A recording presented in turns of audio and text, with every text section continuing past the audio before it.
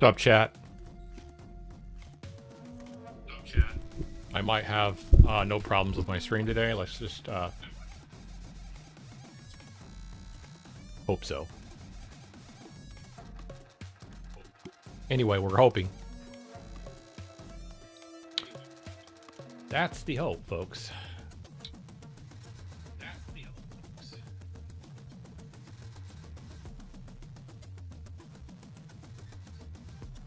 Damn.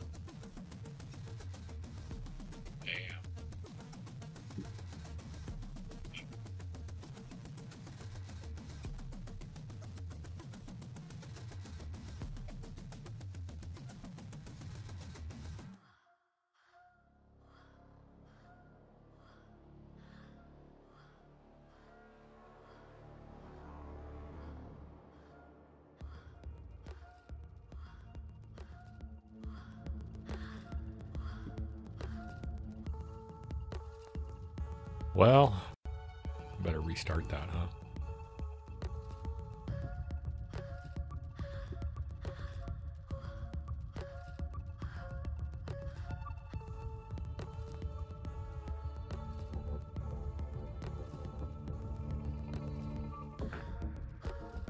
There it is.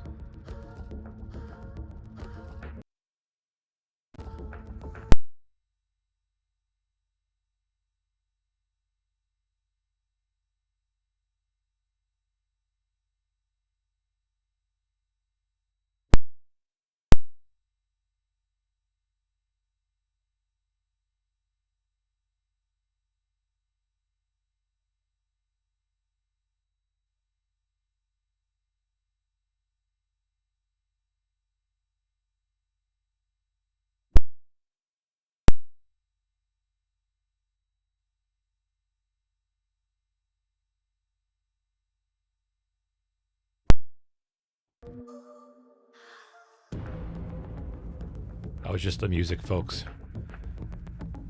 Don't worry.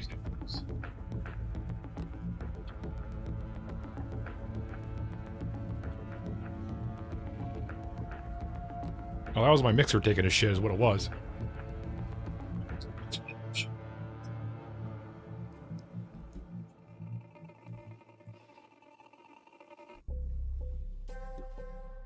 Soundtrack's pretty good, right?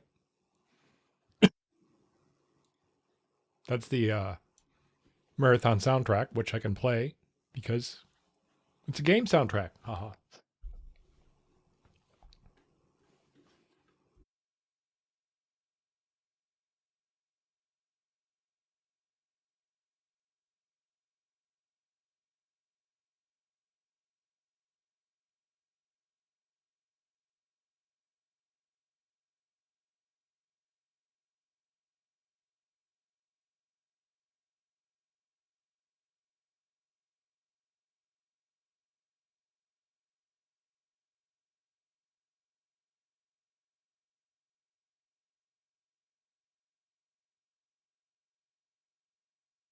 DemocracyNow.org, The War and Peace Report. I'm Amy Goodman. The United Nations Refugee Agency warns the U.S.-Israeli war in Iran has forced 3.2 million people to flee their homes in less than 2 weeks, creating a humanitarian crisis on a massive scale. Most of those displaced are evacuating Tehran and other urban areas to seek safety in northern Iran and rural areas. This is Mashid, whose home in Tehran was destroyed in airstrikes Tuesday.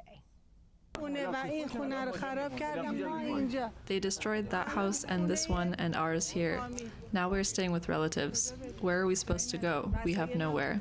I had just replaced all my belongings, and it's all ruined. Now we are collecting the scraps left behind on the floors because we were all siblings.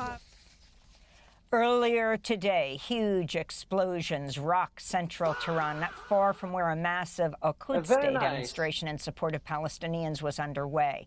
Iranian media reports a woman attending the rally was killed by shrapnel from the U.S.-Israeli coalition airstrike. On Thursday, Iran's new supreme leader, Mojtaba Khamenei, said in a written statement he'd ordered the military to continue blocking shipments through the Strait of Hormuz and called on other Middle East nations to close U.S. military bases used to attack Iran.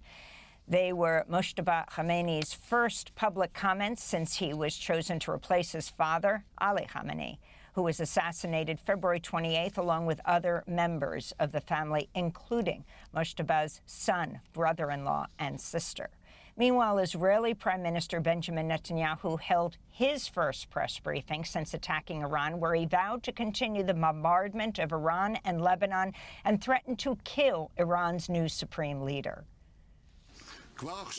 Even now, it can be said with certainty, this is no longer the same Iran, this is no longer the same Middle East, and this is also not the same Israel.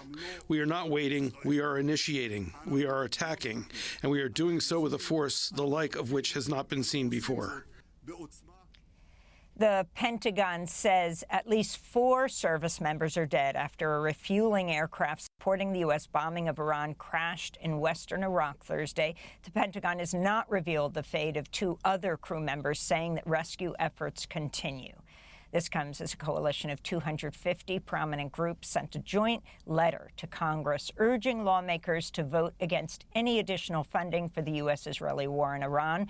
The groups include the ACLU, Public Citizen, Greenpeace, Jewish Voice for Peace, and the SEIU, the Service Employees International Union.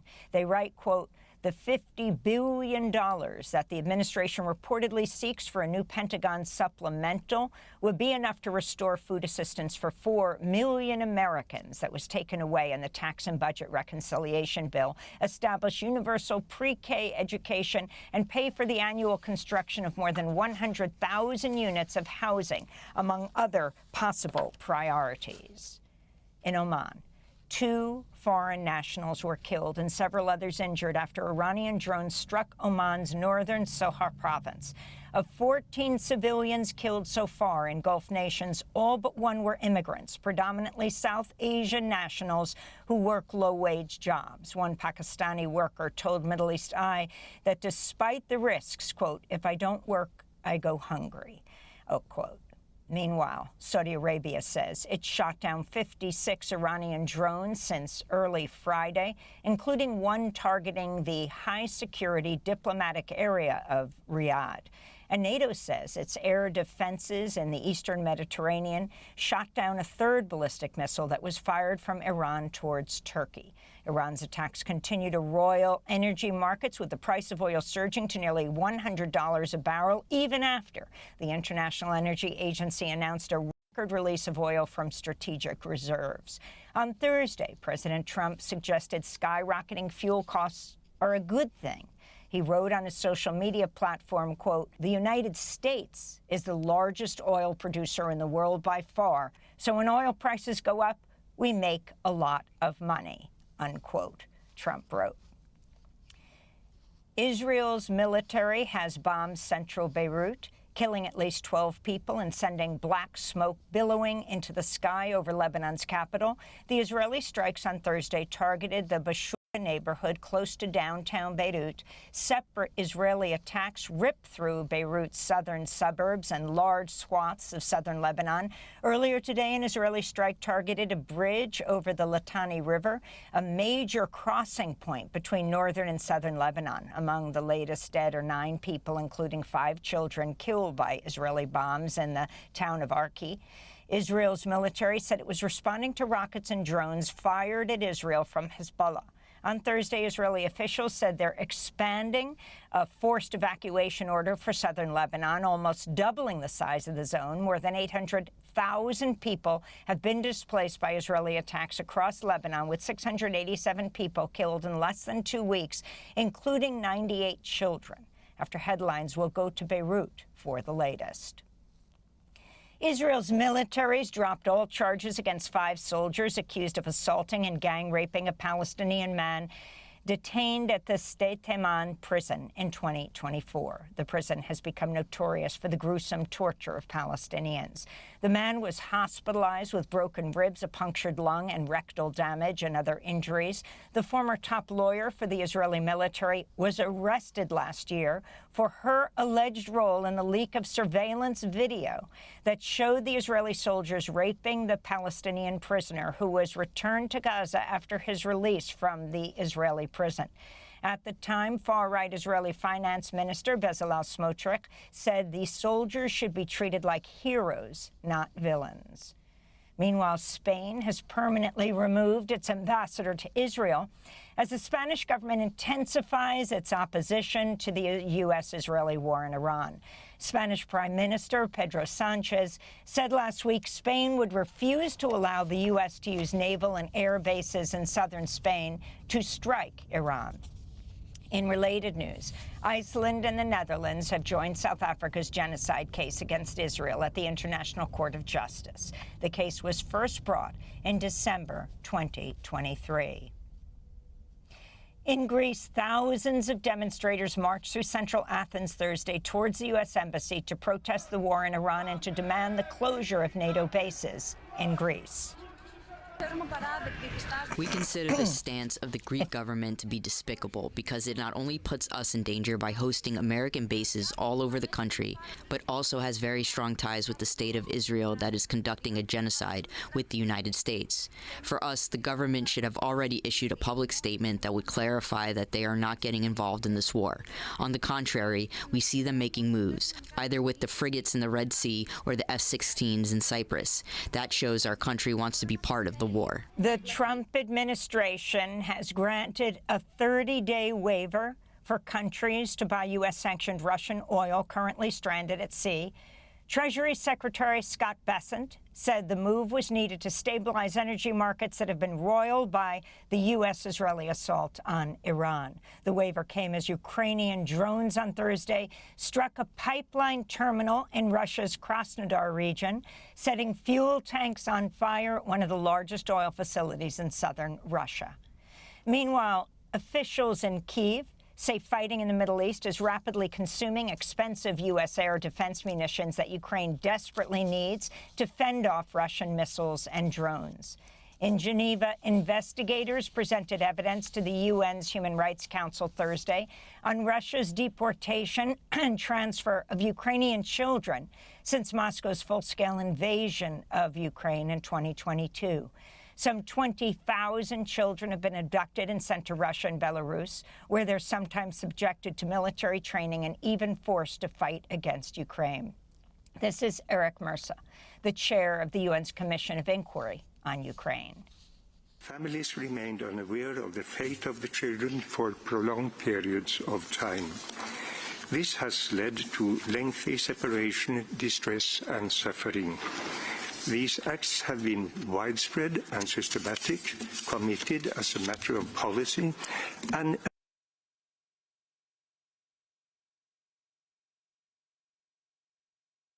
amount to enforced disappearance as a crime against humanity. In Michigan, an attacker armed with a rifle rammed his pickup truck into the Temple Israel Synagogue near Detroit on Thursday, exchanging fire with security guards who shot him dead. One guard was knocked unconscious by the assault. No one else was injured. At the time, 140 students were in the synagogue's early childhood learning center. The Detroit News reports the attacker was a Dearborn Heights man originally from Lebanon, whose two brothers, niece, and nephew were killed days earlier in an Israeli military strike on their home in Lebanon. In Virginia, the FBI says it's investigating Thursday's shooting at Old Dominion University as an act of terrorism. Federal agents say the former Virginia Army National Guard member, Mohammed Baylor Jallo, opened fire on a classroom of students in the Reserve Officers Training Corps, or ROTC, killing one person and injuring two others before the students subdued and killed him. Jallo pleaded guilty in 2016 to attempting to provide material support to the Islamic State group and served 7 years in prison. He was on supervised release at the time of Thursday's shooting. And today marks the first anniversary since Palestinian activist Lika Cordia was arrested and detained by ICE. Cordia, who was born in East Jerusalem, was arrested during the 2024 Gaza Solidarity protests at Columbia University in New York. Those charges were dropped but Cordia was later detained at a routine immigration check-in in New Jersey. Rights groups and supporters have continued demanding Lekha's release, including Mahmoud Khalil, who wrote an op-ed for The Guardian titled, "To my Palestinian sister in ICE detention, I will carry you until you are free," unquote. This week also marks 1 year since Mahmoud Khalil was arrested by federal agents at his residence. He was released from an ICE jail last June. To mark the anniversary, New York City Mayor Zohran Mamdani hosted Mahmoud Khalil, his wife Dr. Noor Abdullah, and their baby Dean at Gracie Mansion for iftar, the meal at sunset to break the daily fast during the holy month of Ramadan. Last year, Khalil was returning home after sharing an iftar with his wife Noor when he was taken by federal agents, then flown to Louisiana, where he was jailed for over 100 days. And in Colorado, nearly 4,000 meatpacking workers are set to begin a strike on Monday to protest unfair and dangerous labor conditions at JBS USA, the world's largest meat producer. This would mark the first major labor strike in the meatpacking industry in decades. Unionized workers at the slaughterhouse and beef processing plant in the city of Greeley approved the strike after their employer refused to agree to a fair contract following months of negotiations. The meatpacking workers, many of whom are immigrants, have described low wages, being forced to pay for personal protective gear out of pocket, and say they face discrimination over their immigration status. There's currently an ongoing lawsuit against JBS alleging discrimination against Haitian workers. Last year, JBS agreed to pay a $4 million settlement over child labor violations, but without admitting wrongdoing. And those are some of the headlines. This is Democracy Now!, democracynow.org, the War and Peace Report. I'm Amy Goodman in New York. In Chicago, we're joined by Democracy Now!'s Juan Gonzalez. Hi, Juan. Hi, Amy, and welcome to all of our listeners and viewers across the country and around the world. Thanks for watching Democracy Now! On YouTube. Subscribe to the channel and turn on notifications to make sure you never miss a video. And for more of our audience-supported journalism, go to democracynow.org, where you can download our news app, sign up for our newsletter, subscribe. All right, guys, I have some massive, massive breaking news for you here on this Saturday. We have the Strait of Hormuz sealed, completely shut by Iran. We have gas prices rising rapidly. We have U.S. Marines now being sent to the Middle East. That's confirmed. I'll talk about that in just a second. We have death rumors of world leaders that are now exploding everywhere. Big-time world leaders, allegedly. Deadski, okay? We have false flag attack concerns in the U.S. We have Trump absolutely losing his mind. And again, this thing spiraled out of control a long, long time ago. And now it's basically like we live in hell, okay? So let's go ahead and jump right into it here. You guys know the deal, man. Everybody subscribe to the channel and click that bell icon so you get a notification every single time we drop a video. Let's start with this right here. Countries hit on just day 12 of the Iran war, okay? Oman, Kuwait, UAE, Saudi Arabia, Qatar, Bahrain, Iraq, Iran, Israel, Lebanon, and of course the Strait of Hormuz. So this has devolved into, at the very least, a regional war. I honestly think it's fair to say this could be World War III. With where the lines are drawn now, the fact that China and Iran have jumped in on the side, or excuse me, China and Russia have jumped in on the side of Iran.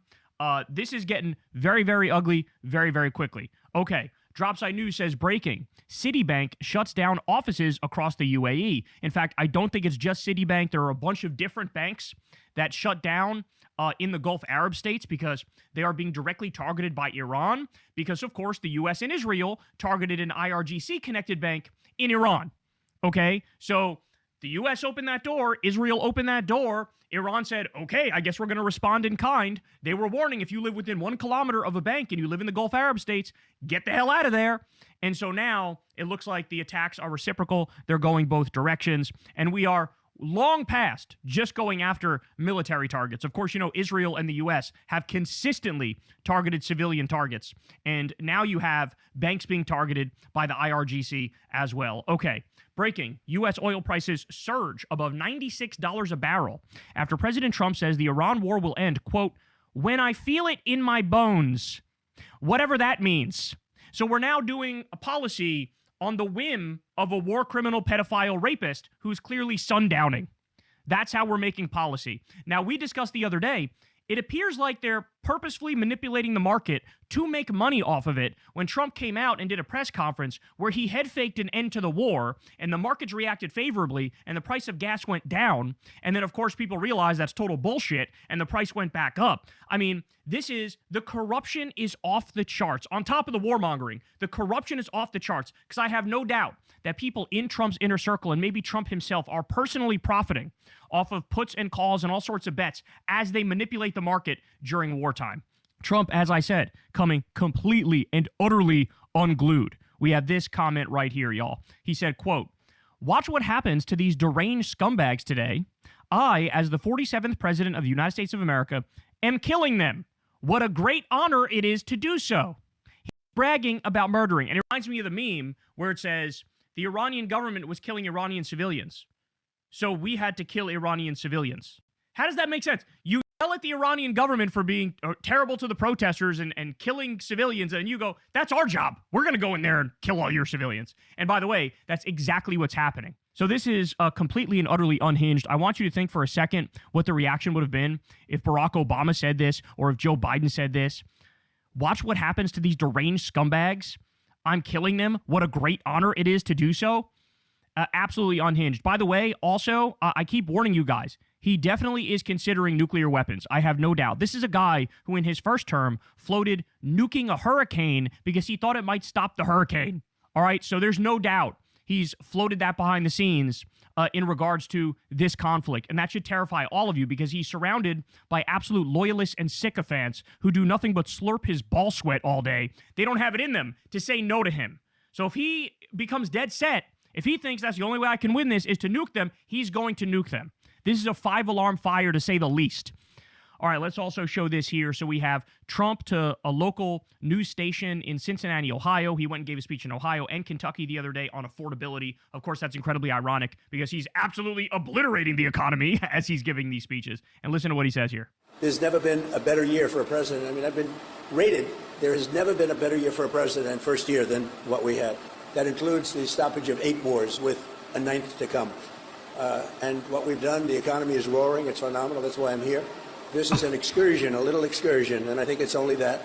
And in that little time, that short period of time, we've taken care of business. We took care of a country that was very dangerous, very bad, would have had a nuclear weapon if it weren't for me and the B-2 bombers and what we did not very long ago. They would have had a nuclear weapon, and we would have had levels of problem that nobody has ever seen before.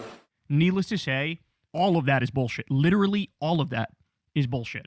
Also, he keeps saying it's an excursion. I have no doubt, and somebody said this on Twitter too, that he was told by his advisors, don't call it a war, call it an incursion. Because that sounds like a war, but it takes the sting out of it. It takes the bite out of it. Like, don't say invasion, say incursion. Don't say war, say incursion. And he keeps saying excursion. He can't even get that right. Like, it's just astonishing how far this country has fallen. And at this point, it's hard to tell what's the Alzheimer's and the dementia and what's just the lies where he knows he's lying. You know what I'm saying? Like, that's how cooked we are right now. That's how barbecued this country is right now. All right, we also have this. Trump threatened the Iranian soccer team. The Iranian national soccer team is welcome to the World Cup, but I really don't believe it is appropriate that they be there for their own life and safety. Thank you for your attention to this matter, President Donald J. Trump. Okay, this psychopath is literally threatening to what? Kidnap or murder the Iranian soccer team? I know the world is incredibly corrupt. I know that the fact that the World Cup here was, a product of like smoke-filled backroom deals and people getting paid. I get it. But you should have every major international event that's supposed to come to this country during the Trump era should immediately be cut off. I mean, this is astonishing. This has almost like gone beyond having the Olympics in Nazi Germany, right? Like at the time they had the Olympics, they didn't even know even half of the fucked up shit that the Nazis were doing. We know the illegal shit that this regime is doing, the hideous atrocities that this regime is doing, and now he's threatening the lives of soccer players. Again, imagine Obama did this. Imagine Biden did this. He would be hit with the 25th Amendment before the end of the day. But with Trump, everybody just sort of yawns it off. There's nothing to yawn off here. Like, this is insane what we're talking about. Insane. I mean, he's threatening a fucking soccer team. Just admitting to being like a petulant war criminal is what this is. All right, he also said this. This is how you know the war is atrocious and it's going very, very poorly for the axis of Epstein. Okay, Trump said, the United States is the largest oil producer in the world by far. So when oil prices go up, we make a lot of money. Bitch, who the fuck is we? Who's we? I'm not ExxonMobil. I'm not Chevron. I'm not BP. My neighbor isn't either. Like this, are you kidding me? Regular people don't make Dickie McGee's acts. They just have to pay a lot more at the pump. It's basically a tax on us. He says, but of far greater interest and importance to me as president is stopping an evil empire. Oh my God, really? Iran's the empire? Iran from having nuclear weapons, they weren't going to have them, and destroying the Middle East and indeed the world. I won't ever let that happen. Thank you for your attention to this matter, President Donald J. Trump. So you know the war is going well when the argument here is, hey, maybe it's a good thing that the Strait of Hormuz is closed. Have we considered that? That it could be a good thing that the Strait of Hormuz is closed? Oh my goodness. What are we witnessing? All right. Trump literally said, the Strait of Hormuz is in great shape. Listen. We're just riding free range over that country. And now we're going to look very strongly at the Straits. The Straits are in great shape. We've knocked out all of their boats. I've never seen lies this overt, man. By the way, Pete Kegsbreath, the Secretary of War Crimes, he gave a speech too and said something preposterous about the Strait as well. He was like, well, the Straits are actually fine if you were to remove the fact that Iran has shut them down, but they're doing great other than that. Oh my goodness. They have some missiles, but not very many. I think we're in very good shape. The main thing is we have to win this thing, win it quickly, but win it.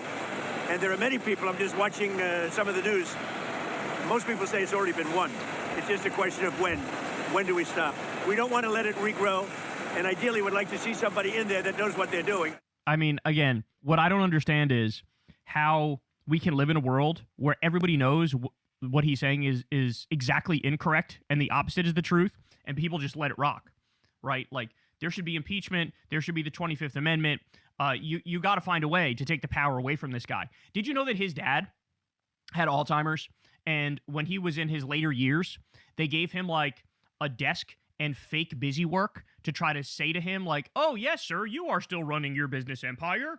Here is some paperwork to fill out. And they'd have people walk in and he would like berate them and say, you didn't do this thing right. You didn't do that thing right. They were letting him pretend like he was running his business when he wasn't anymore. Seems like a good idea for this guy, doesn't it? Now, one other thing. We can hit sections of Tehran and other places that if you do it, it'll be almost impossible for them to rebuild their country. There's an implication there that he's going to nuke them. That's what that is. And we don't want that. But we can hit electric, we could take apart. That would go, again, just openly admitting we attack civilians. We don't care about innocent people. We don't care about women and children when he says that. Their electric capacity within 1 hour, and it would take them 25 years to rebuild it. So ideally, we're not going to be doing that. Thank you very much, everyone. Oh my God, bro. Jesus Christ. The fact that he's even saying these things out loud. The Associated Press says, a large explosion struck a square filled with demonstrators in Iran's capital, Tehran, Iranian state television reported. The cause of the blast was not immediately known. Israel warned it could strike in the area just before the blast. So they purposely targeted a bunch of protesters. We need a new term for just how horrific the war crimes are from the axis of Epstein. Because it's not enough to just call it a war crime. I feel like the bite has now been taken out of that because they commit so many war crimes. I mean, this is like turbo evil, ultra evil, mega evil. This is stuff that, like, we haven't seen since the Nazis. That's what this is. And Israel, of course, doing it to Palestinians in Gaza as well.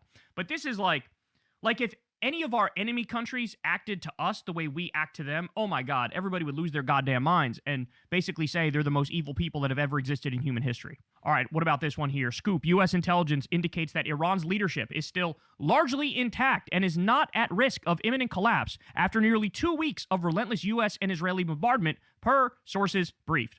So, guys, they keep bombing, but they're mostly bombing civilian infrastructure. They are not getting all of, like, the places where the missiles take off from. Iran has done a great job of like camouflaging and moving where their missile attacks come from. And so, I mean, their actual like equipment is largely unscathed. One of the things they also did is they had these like blow up dolls of tanks and all sorts of military equipment, and they left it out, and the Secretary of War Crimes, Pete Kegsbreath, blew it up and then patted himself on the back like he didn't just fall for a fucking diversion. Okay, a decoy.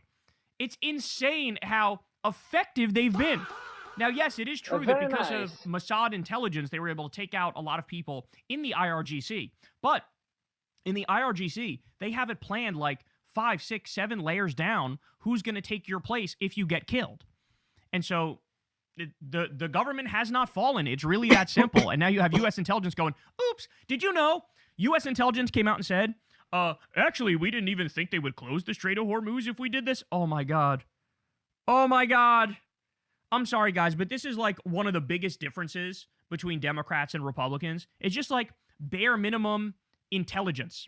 Bare minimum intelligence and competence.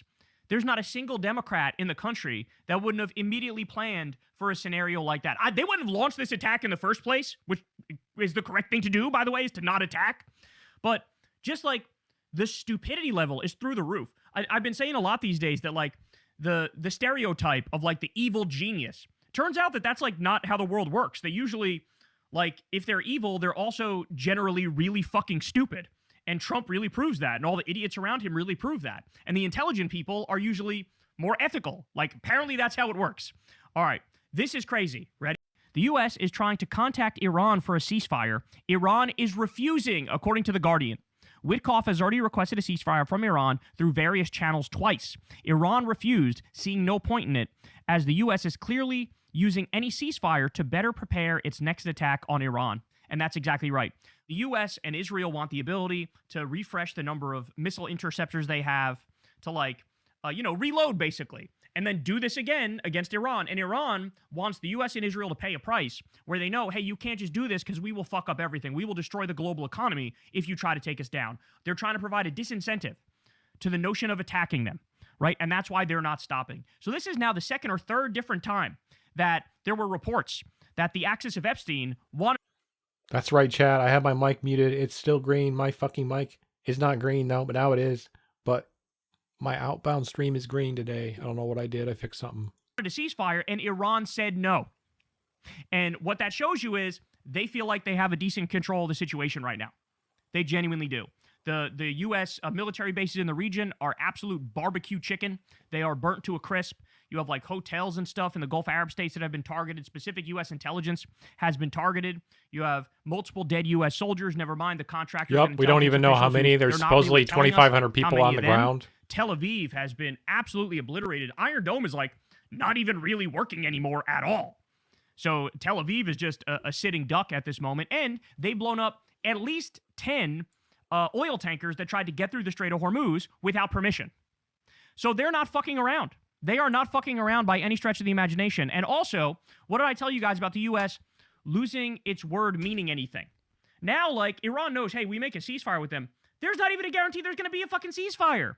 They'll lull us into stopping our attacks on them, and then they'll do some fucked up shit to us. And this is what happens. What has Trump done a number of times? Used fake negotiations to then murder people. That's what he did with Qasem Soleimani, right? He was the general, Iranian commander fighting ISIS in the field, was lured with fake negotiations to the U.S., and the U.S. killed him. Okay, what message does that send? You cannot trust us. When Trump makes a trade agreement with Canada in his first term and then comes in there his second term and rips up his own agreement, what does that show? When Trump rips up the Iran agreement, pulls out of the Paris Climate Agreement, pulls out of the World Health Organization and the UN, what message does that send? You cannot trust us. You can't trust us. You can't work with us. Why even bother to negotiate with us? I'm sorry, but the fact of the matter is the reformists in Iran have looked stupid because of how the U.S. played them. And so that, what does it do? That bolsters the argument of the hardliners. And that's where we are right now, that they're the ones who have more legitimacy, okay? This is crazy as well.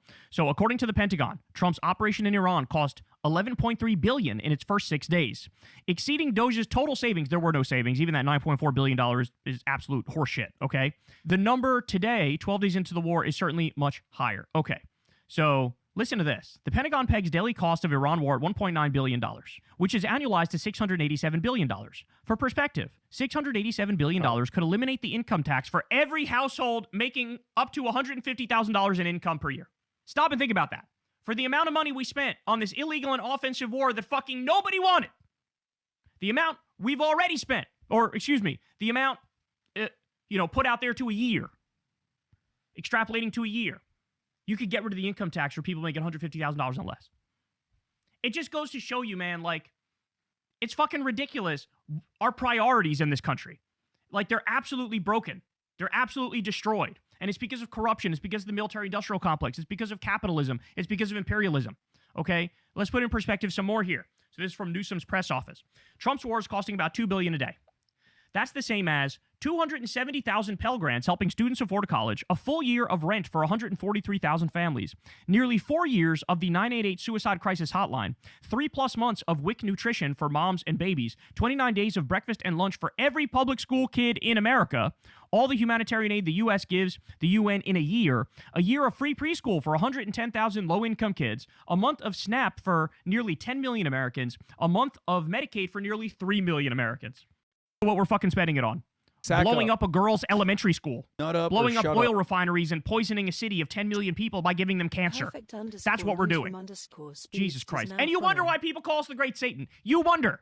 Wall Street Journal says, reopening the strait, military analysts say, may require a ground operation to seize the Iranian coastline. Oh, well, that sounds easy and totally doable. And on that point, here it is, y'all. The Pentagon is moving a Marine Expeditionary Unit to the Middle East, according to 2 U.S. officials. That was in the Wall Street Journal. These units typically consist of up to 2,500 Marines. So as of right now, they are in the process of sending 2,500 Marines, y'all, to the Middle East. That's what's happening. This is completely illegal and completely unconstitutional. In a world that made sense, Trump would be insta-impeached. He would also be charged, arrested, indicted, locked up. Without a doubt. Without a doubt. Okay, but we don't live in a world that makes sense. Trump should already be impeached and arrested for starting this war in the first place, even with no boots on the ground. But now you're talking about boots on the ground, and we're just going to let this slide. It's absolutely insane how the law has functionally collapsed in this country. Okay, now I got to talk about this, man. This came out a couple days ago, but I'm sure you all saw this. ABC News says, breaking, the FBI has warned police departments in California that Iran wants to retaliate for American attacks by launching offensive drones against the West Coast, according to an alert reviewed by ABC News, okay? So they're trying to scare Americans that Iranians are going to attack them. Now, my reading on that is, you got to be kidding me. It's much more likely that this is like a false flag attack that they have planned. It's much more likely as that than it's actual, like, Iranian sleeper cells, the goofy shit that people are saying now about that, which just shows they know nothing about the Middle East. They know nothing about Iran. They know nothing about Islam. They know nothing about Shia Islam versus Sunni Islam. Like, they don't know any of this stuff.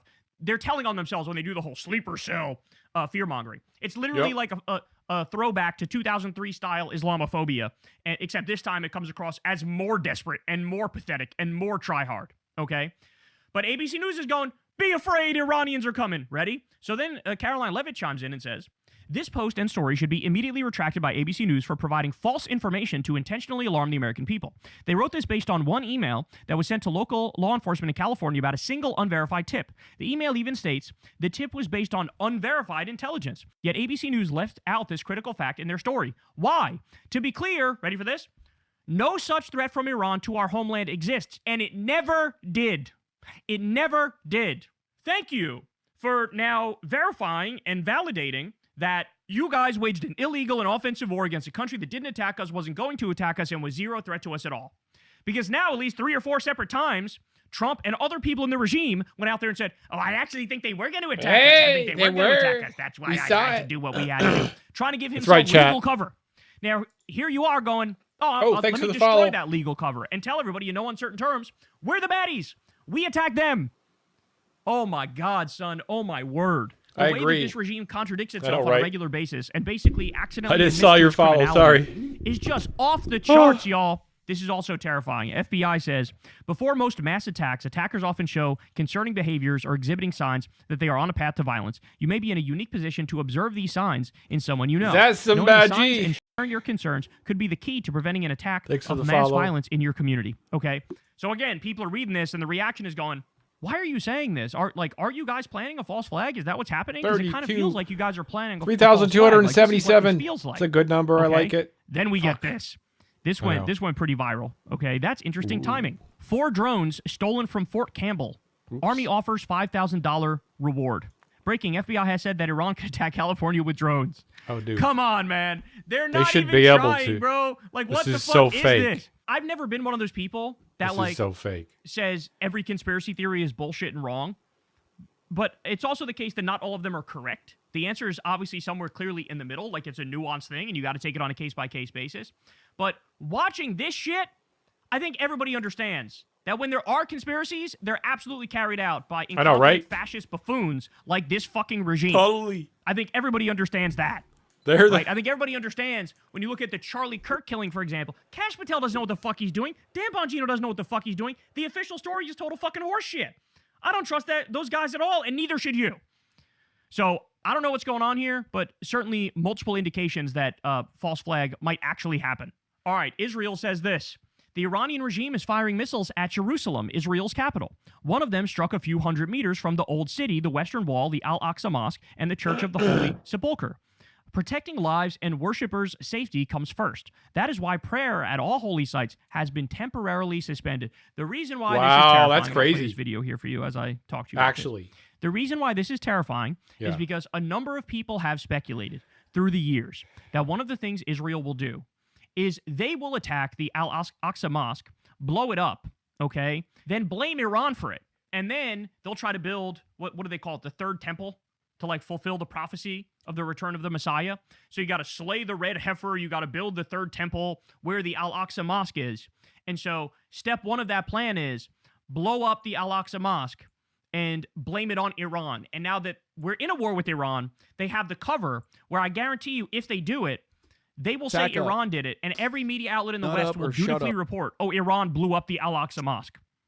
I'm telling you right now, and you can't put anything by Israel, because these are the people that just live streamed a genocide against Palestinians. By the way, they're back to starving whoever remains there alive to death. They're doing that right now. And then, of course, they're going to try to turn it into a fucking, a hotel and casino and luxury resort destination where you have golden statues to Donald Trump and you have biometric screening on everybody and you have AI tech freaks who are running around all over there building on top of the skulls of dead babies. But now people are talking about this and this scares everybody because they're going, oh, nobody's allowed to pray there now. Really? Well, what are you planning to do there? Okay, all right, more. Breaking, U.S. military plane which crashed in Iraq was carrying 6 crew members. No word on their condition. Well, I think we now know today that it appears like all of them are dead. It appears like all of them are dead. Yeah, so this is a KC-135 refueling aircraft. Now they're saying, oh no, this wasn't a friendly fire incident and it wasn't an attack from Iran. Really? Then what happened? Did they forget how to fly? Was it a mechanical malfunction? Like, you got to stop. And people called this early on. As the U.S. deaths and injuries mount, they're just going to keep coming up with bullshit explanations like, oh, there was a medical incident they faced. No, they got fucking lit up by Iran in the illegal war that you guys started. Incident. They would still be alive if it wasn't for the axis of Epstein. If it wasn't for Trump and Netanyahu, they would still be alive. And now you're covering your ass by pretending like, oh no, it was something else killed them. Really? Would they die from gas? Would they die from fucking malaria? Like, who are you kidding? Like, everybody knows these people are being killed. And that's exactly what happened here. So they got a U.S. plane. They can't lie to us anymore. And now the U.S. is trying to save face by saying, oh, no, they didn't shoot us down. Insane. So now the death toll is rising and rising and rising, as are the number of injuries. Okay, breaking. Iranian drone strikes French military base in Iraq. 6 French soldiers injured. Okay? I should also point out, also in Iraq, there were some Italian troops at a military base. They are now getting the fuck out of there because they're going, we ain't dying for this shit. We don't even support this war against Iran. We don't want these Shia militias coming to murder us. Fuck this. So Italy is cutting and running. France might do a similar thing very soon because now all of these sites are fair game now. All of them are. Breaking, the National Guard has activated the 260th Quick Reaction Force, able to respond within 24 hours to civil disturbances. This comes from President Trump's Executive Order 14339 and directive from the Secretary of War, Pete Hegseth. Reason for this activation is unknown. So that's very disturbing. Why are you activating the National Guard here at a moment's notice? Like, are you expecting something to happen? Is there going to be a false flag? And you already know about that, which is why you're calling them up?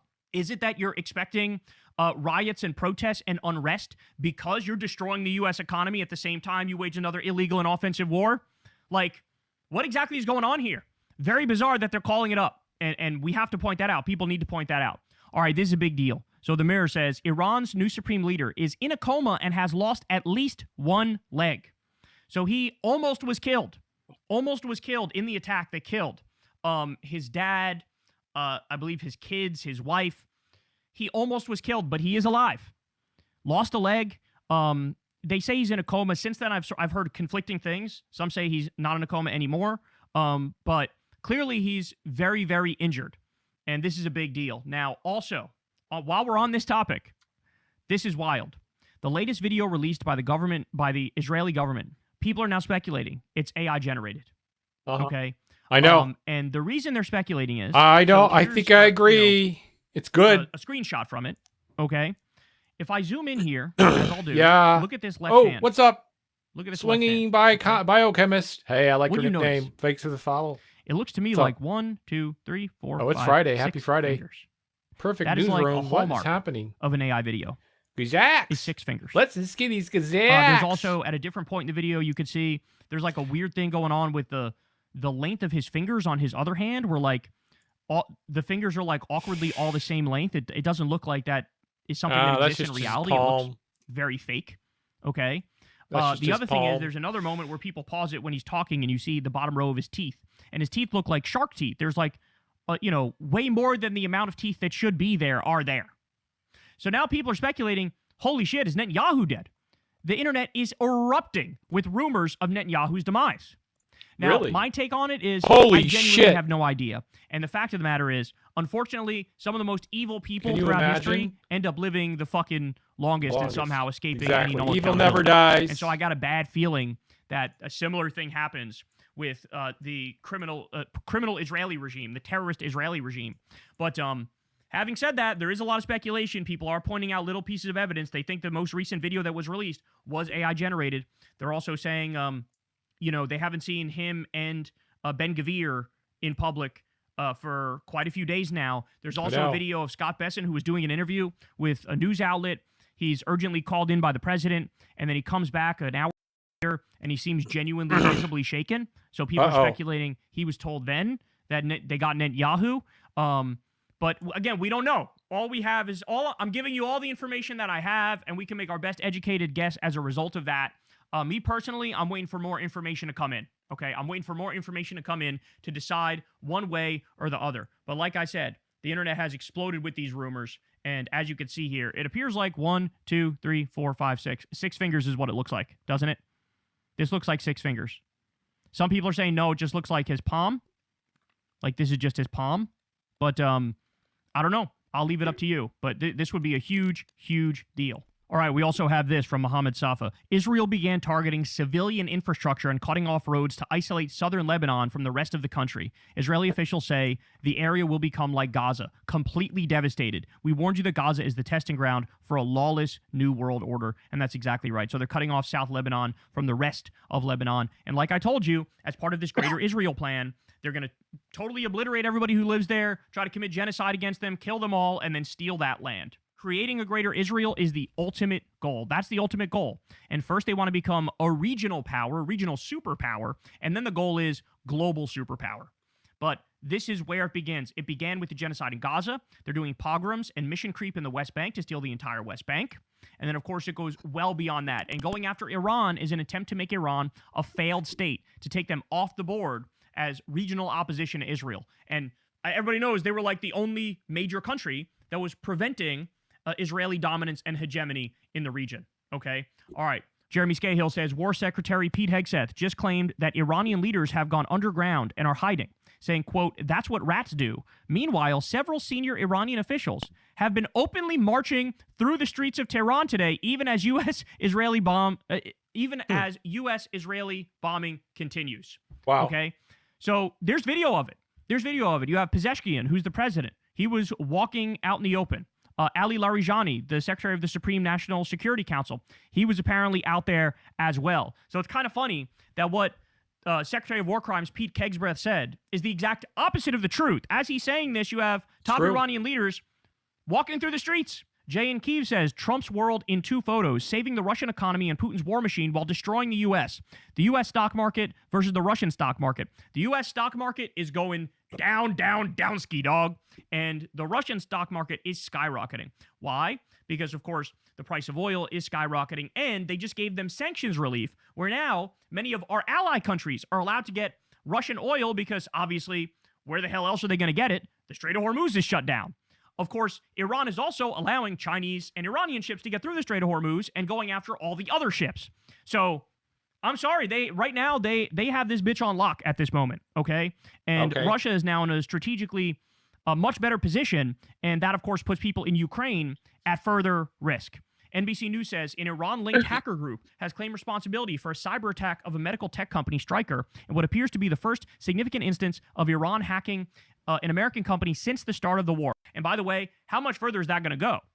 Is that going to be, like, are they going to be able to take down the whole internet, for example? Like, is that on the table? I don't know.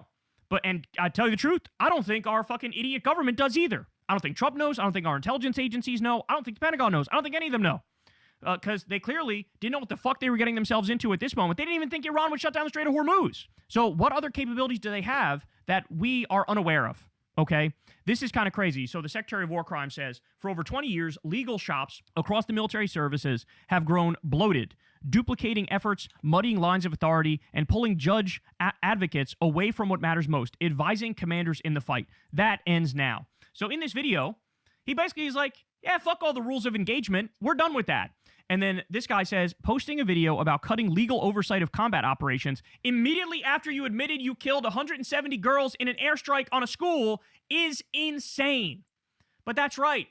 These people, as I've told you, it's the axis of Epstein, and they are creating the Fourth Reich. They're expanding the global footprint of the U.S. They're trying to steal Panama. They're trying to steal Greenland. They're trying to steal Cuba. They're going to bomb Mexico, like all this stuff. They want to make the U.S. bigger, so Trump thinks I'll go down in history if I do that, if I expand the footprint. And they're helping Netanyahu create a greater Israel and expand his footprint. So put the U.S. and Israel together, it's the axis of Epstein, and they are creating the Fourth Reich, and they don't care who they kill. They don't care. They actually enjoy the killing of innocent people. Just smoke from an Israeli airstrike near the Roman temple in Baalbek, Lebanon. So you could literally see here Roman ruins and the bomb that had gone off just behind it. That is so crazy. And remember, Israel has made a point of this. This is what they do. It's just like ISIS. It's just like the Nazis. They ruin history and then try to do a rewrite in their own image. They're right. This is also why they're trying to scrub the internet of all evidence of the genocide, so they can pretend like the genocide never happened and that it's all lies. Like, this is what they're doing, and they're doing it right in front of us, y'all. Okay, the Financial Times says, breaking, European countries, including France, have opened talks with Tehran, seeking to negotiate a deal to guarantee safe passage for their ships through the Strait of Hormuz, according to people briefed on the efforts. And Frederick here says, that would be a big deal. Why? Because yet again, it shows U.S. leadership is now gone. We are not the leader of the world anymore. We're just not. We have the world reserve currency. We'll see how much longer that lasts. But nobody trusts us. No, we don't have like veto power over what our allies do anymore. We are now despised. We are now hated, and they're going to move further and further away from us and into the loving arms of China. That's what's going to happen, because China is more of the adult in the room. They will abide by the deals that you make with them. They care about stability, whereas we are the psychotic warmonger who is actively going to war with a bunch of countries that didn't attack us, or doing a trade war against them, even if they're our allies. So this could not be going any worse. All right. A horrific massacre just took place on the Beirut beach, and there isn't a single headline about it in Western media. There was wall-to-wall coverage of the Bondi Beach attacks, but Arabs are so dehumanized that Israel can slaughter displaced Lebanese people living in tents on the beach, and it doesn't even make the news. So, ladies and gentlemen, they are doing in Lebanon, they are doing in Beirut exactly what they did in Gaza, where they would tell Palestinians, you need to move from this place. It's an evacuation zone. You could get killed if you stay here. Then a bunch of Palestinians get up and go to move. They get bombed on the way to the safer destination. Then Israel also bombs the so-called safe destination. Happened time and time and time again. It's all a show. It's all a game. It's all theater. They pretend like, oh, if you do this, you'll be safe. Then they murder you for doing that thing. And so you had these innocent people who escaped their homes because Israel told them to. You got to evacuate. They listened. They went to a beach in Beirut, and they got bombed in tents on the beach when they're no threat to fucking anybody. This is a rogue regime, a terrorist death cult rogue regime that needs to come down. That's what has to happen with the Israelis. There's no fucking appeasing them. Do you understand that? They're never going to stop. They're going to keep fucking going. You can't make a deal with them. They have to be stopped. They have to be forced to stop. Israel just bombed the Lebanese university. They are repeating the Gaza genocide. Here, watch this. That's the university there.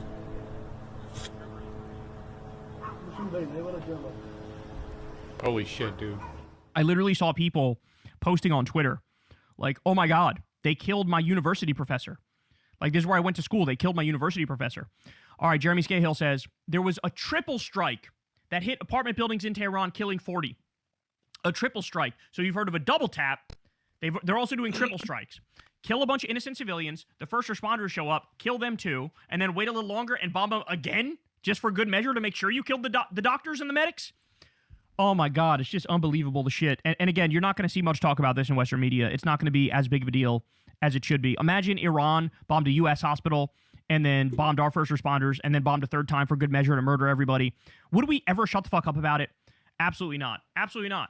All right, Derek Thompson says, the Iran war could trigger a global economic crisis, and you won't find a better summary of why than this one sentence from Rachel Zimba below. Yes, this is about gas prices, but it's also about the cost of food. Fertilizer inputs are stuck. The cost of computer chips, liquid natural gas, and helium are stuck. The cost of green energy, sulfuric acid, and acid produced by refineries is used to extract copper, which is used to make EVs, transformers, etc., is stuck. The cost of moving anything anywhere, jet and container fuel, is now massive. We've snapped the thin ACL of the global economy with no clear plan to surgically repair it. That's a great way of putting it. We snapped the thin ACL of the global economy. That's exactly right. And they didn't prepare for this. They didn't think about it. Like I told you, they admitted we didn't even think they'd close the Strait of Hormuz. So now they're fucking struggling.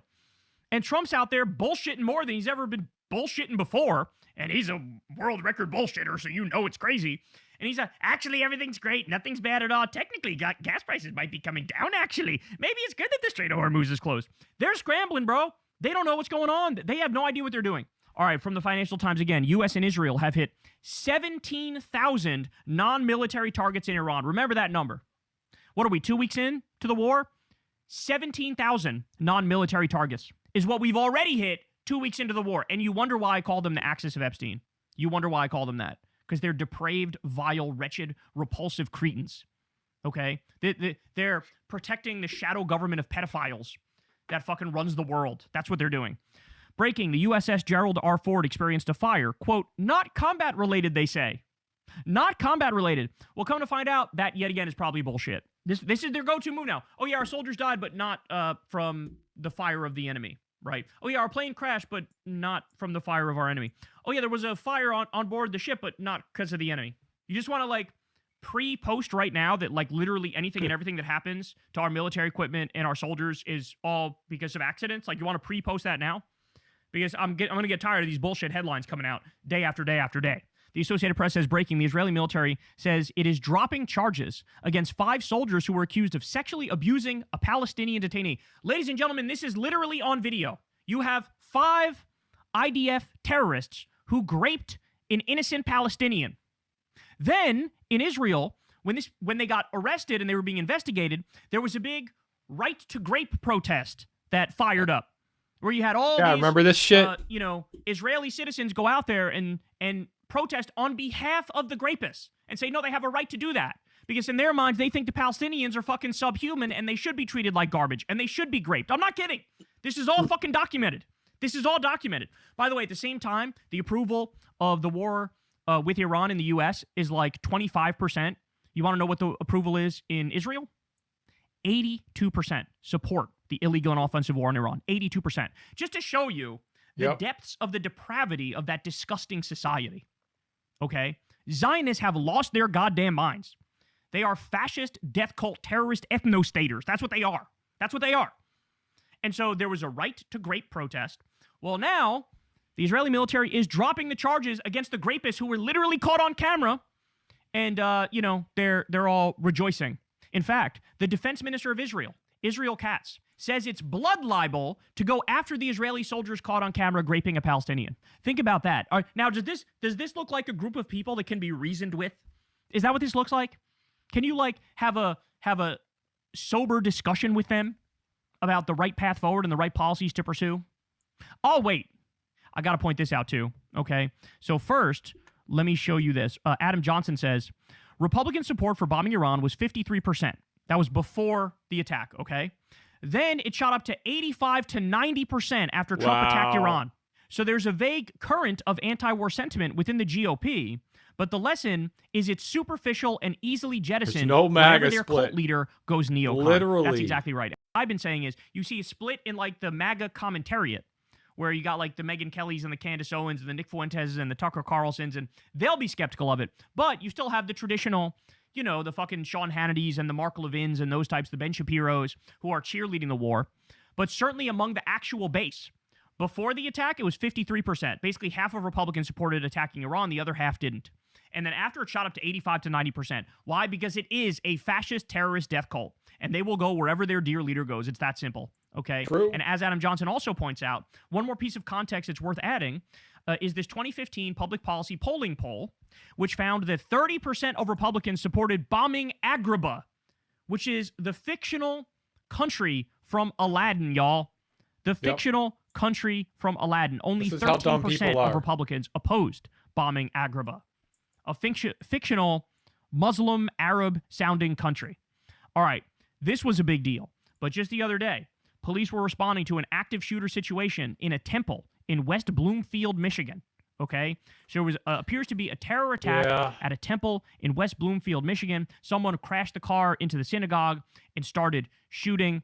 Now, come to find out, and we found this out soon thereafter, shout out to Dropside News, shout out to Ryan Grimm. He says, the man who rammed his explosives-laden truck into a Michigan synagogue today was named Ayman Ghazaleh, according to a source familiar with the situation. Ghazaleh posted photos overnight of his family members, including young children, who were killed in a recent Israeli attack on the town of Mashgara, Lebanon. This is a developing story. So here are the kids that Israel just murdered in Lebanon, okay? His family members, here they are. Here are the precious little kids that were just murdered. And guess what? The guy snapped, and he went to a temple, and he killed them. Now, needless to say, the people in that temple didn't do anything. They're innocent. They didn't do anything, right? I blame Benjamin Netanyahu for insisting day after day after day, we're doing this genocide for all Jews. We're doing this on behalf of Jews, and the Jews all support this. I'm telling you they all support this. That's fucking bullshit, and they don't. But now you have people who listen to that, and they go, okay, bet. If you just killed kids in my family, and you're saying I should blame all Jews, I'm going to go to the local temple and kill some Jews. You see how he is putting in danger Jews, innocent Jews, in other countries that have nothing to do with the genocide? Do you see that? In fact, when you look at polling data of American Jews, they oppose this illegal and offensive war. They oppose the genocide. They're in favor of equality. They're in favor of Palestinian rights. You would say. And now many of them are bearing the brunt of fucking Benjamin Netanyahu's evil policies and his anti-Semitism, trying to tie all Jews to the genocidal actions of the ethno-state, okay? Absolutely disgusting across the board. And by the way, if shit like this keeps happening, you keep killing innocent people overseas, well, of course there's going to be blowback. I saw another video of a kid whose dad is a postman. He was just killed by the Axis of Epstein, the U.S. and Israel. And in the video, he's crying and he goes, I will avenge my father. Of course he will. So you see what you just did? You're creating revenge. You're creating retribution because of your senseless, absurd violence massacring innocent people. That's going to now come back around and get you. Lindsey Graham said, quote, I feel good about the Republican Party. We're killing all the right people and cutting your taxes. You're only cutting billionaires' taxes. Trump is my favorite president. We've run out of bombs. We didn't even run out of bombs in World War II. We've run out of bombs, and he's saying it like it's a great thing. Okay? At the same time, all this is going on. Clash Report says, Nicholas Maduro is being held in solitary confinement at the Metropolitan Detention Center in Brooklyn. It's terrible. He's in a small cell about 3 by 2 meters Horrible. with a metal bed, a toilet, and a small window. He can leave the cell 3 times a week for 1 hour under guard. He reportedly often shouts at night, saying he was kidnapped and yelling, I'm the president of Venezuela. Jesus Christ, man. So, in other words, we are torturing a sovereign head of state that we abducted illegally and are now stealing the natural resources from his country, and it's going in a bank account that only Donald Trump controls. And what did I tell you guys? What are they trying to do? They're trying to get him to say, well, hopefully my hope, stream is Joe still Biden going steal nice. the election in 'Cause 2020. I see green on my Trump end. wants him to say that so then he could use that to justify yesterday trying was a to steal fucking the joke, next dude. election. That's what they want from him. That's what they want from him. There's already evidence of that. And so they're literally torturing him. And at some point they'll say, look, if this can all end right now and you can be freed if you just say that you stole the 2020 election. So, will he cave? It's very likely. Know. It's very likely Probably. he'll cave under that sort of pressure. More than likely. You know what I'm saying? So just absolutely hideous. And then finally, I'll leave you with this. The Daily Beast says around 28 million Americans have resorted to drastic measures to afford health care.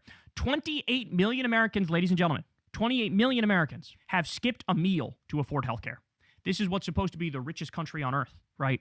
We're wasting $1 to $2 billion a day blowing up elementary schools in Iran. That's what we're doing. And that's what they want to do. They want to spend money blowing up elementary schools, blowing up oil refineries, poisoning an entire city, going after infrastructure for innocent civilians. Can't believe it. Going after hospitals. They'd rather spend all that money murdering innocent people than allowing people in this country to get health care. That's what it is. That's their priorities. So evil, sadistic, disgusting, fascist, terrorist, death cult. That's what we're looking at. So there are your updates, guys. Absolutely horrendous stuff here. But you guys know the drill, man. Everybody subscribe to the channel and click that bell icon. Abba Ghazali might win. If she does, it's going to be interesting. Could be interesting. The young people in Congress. Senator, beginning with you, I know you're watching the briefing as well there at the Pentagon. Let's start with the Strait of Hormuz. And Strait of Hormuz had a lot of media criticism during that briefing. He also rebutted what has been widespread reporting that the U.S. was taken by surprise. I played this out of order. That Iran was able to seize control of the Strait of Hormuz. No one cares. More or less close it. And suggesting that, well, this is not an issue. He says, don't need to worry about it. I don't think they like not me just the very oil much. markets, but we know that in the administration, they're deeply concerned. This is a real pivot point for this conflict. I can tell you, Jonathan, that if Secretary Hegseth is not worried about the Strait of Hormuz, he may be one of the handful of people on the planet who is not deeply worried about the choke point that Iran I'll just call him a dumbass. And from all accounts, and I'll tell you based on my classified briefings, there has been inadequate planning for what is happening now in Iran, able and eager to stop the flow of oil and cripple the world economy if necessary. And what we have here is a war of whim and impulse, not even a war of choice, because the word choice implies a rational and calculated approach. But what's happening to the world markets on oil and what we're doing, for example, in rewarding Russia, giving them a windfall by lifting sanctions on Russian sales of oil, we have yet to grapple with Russia's aiding Iran, not only with targeting information, but in other ways as well. So this widening, expanding war is deeply worrisome. And there's never been a conflict where air power alone brought along regime change. And you came out of one of those classified briefings earlier this week, and you were visibly upset and said you were concerned at the possibility of ground troops in Iran. Now, again, we understand there's a limit to what you can say, but tell us what you can as to why you now have that fear.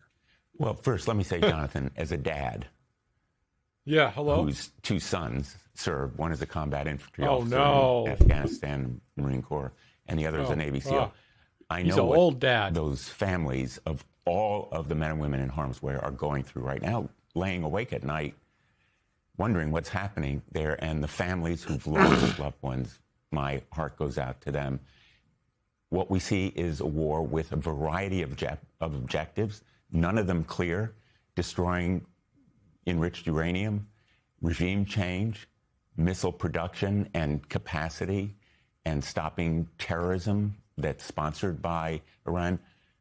None of these objectives is accomplishable by bombing alone. It has never worked, most recently in Afghanistan and Iraq. We controlled the airspace, we bombed, and the results speak for themselves. So what I fear is that the objectives, if they maintain them, are achievable only with some presence on the ground. The president continues to talk about special operation forces to secure the enriched uranium. There are hundreds of pounds of it, and also to accomplish regime change. He wants to choose the next leader, and Secretary Hegseth is talking about the potential disfigurement and injuries to the present one. The IRGC is firmly in control. There is no indication that its grip has weakened. Senator, I want to ask you about, you just mentioned the uranium. and I don't want you to go into classified details, but how the uranium in one location, multiple locations, do we even know where it is? And it doesn't what exist. are the dangers in terms of U.S. forces trying to go in on the ground and get it? It doesn't exist. About 1,000 pounds, we've been told, of highly enriched uranium. Oh, wow. Just how it's is that there. achievable Okay. Never mind. or not? Well, again, I'm limited in terms There's of what I can 1,000 say pounds. in the details, but any operation to secure that uranium, to take possession of it, will be extremely complex and costly. Now, let me just emphasize, we have yet to know the true costs of this war, even to date. The figure that we've been given, in my view, lowballs the expense so far, $11 billion. I think it's multiples of that amount. We have yet to know other critical facts about the location of the uranium, whether we really know where it is. So far, the information given to us, even in classified setting, I regard as wholly inadequate. But most important point, the American people deserve to know the answer to that question. There is no reason the American people can't be told the cost of the war or the potential costs of continuing this operation to secure that enriched uranium. And Sam Stein, one of the costs, of course, we're seeing the price of oil go up. So the Trump administration has decided to lift sanctions, even just temporarily, they say, on some Russian oil, which is obviously benefits Vladimir Putin and his war machine. And it is so striking right now. They love at this moment in this conflict. Gimme. Russia, they get more. Reportedly helping Iran with targeting American assets in the Middle East. Very nice. Ukraine, meanwhile, actively trying to help the United States with drone technologies. And yet, in the last week or so, Trump's rhetoric is much harder on Zelensky, who he's deemed P.T. Barnum, say that Zelensky's the impediment to peace, not Putin. And this war in the Middle East almost underscores to Zelensky that actually that's what we care about. The plight of Ukraine, far less so. Yeah, no, it's this weird sort of secondary element to the war where, like you said, the Ukrainians are helping us with this anti-drone technology. Trump continues to speak negatively about President Zelensky, urging him to bring an end to the war in Ukraine with Russia. And yet at the same time, we're easing sanctions on Russia, which is aiding Iran. If you can follow that diagram, it's a lot of red strings going across the board. But it does raise the question, I suppose, to the senator, which is, can you speak a little bit to the geopolitics here? Obviously, China is quite dependent on Iranian oil. Obviously, Russia is aligned with Iran and helping them with things like satellite imagery and medical help. Is it possible that they end up emboldened by what's happening in the chaos in the Middle East? Or I've heard conversely the other argument, which is that, look, the pinch in the oil supply globally is really going to actually harm China, for instance, because they are so dependent on Iranian oil, whereas we are a domestic exporter of oil at this point. Sam, great question. And I'm not a specialist in world predictions, but the one winner here, clear winner, seems to be Putin. The price of oil rising and the prospect of turmoil in the economic markets benefits him. It fuels his war machine in Ukraine. His economy is on its heels, and he depends very clearly on the sales of his oil and gas to China, India, Hungary, a handful of countries, which is why I have advocated so strongly and championed in the Senate a sanctions bill that will stop those sales. But what we see now is a rise in the price of oil that benefits him, and really outrageously, in my view, a lifting of sanctions on the sales of Russian oil and gas while Russia is providing aid to Iran in targeting our troops on the ground and our other assets. I have no explanation for why this administration would consider that kind of lifting of sanctions acceptable to our national interest.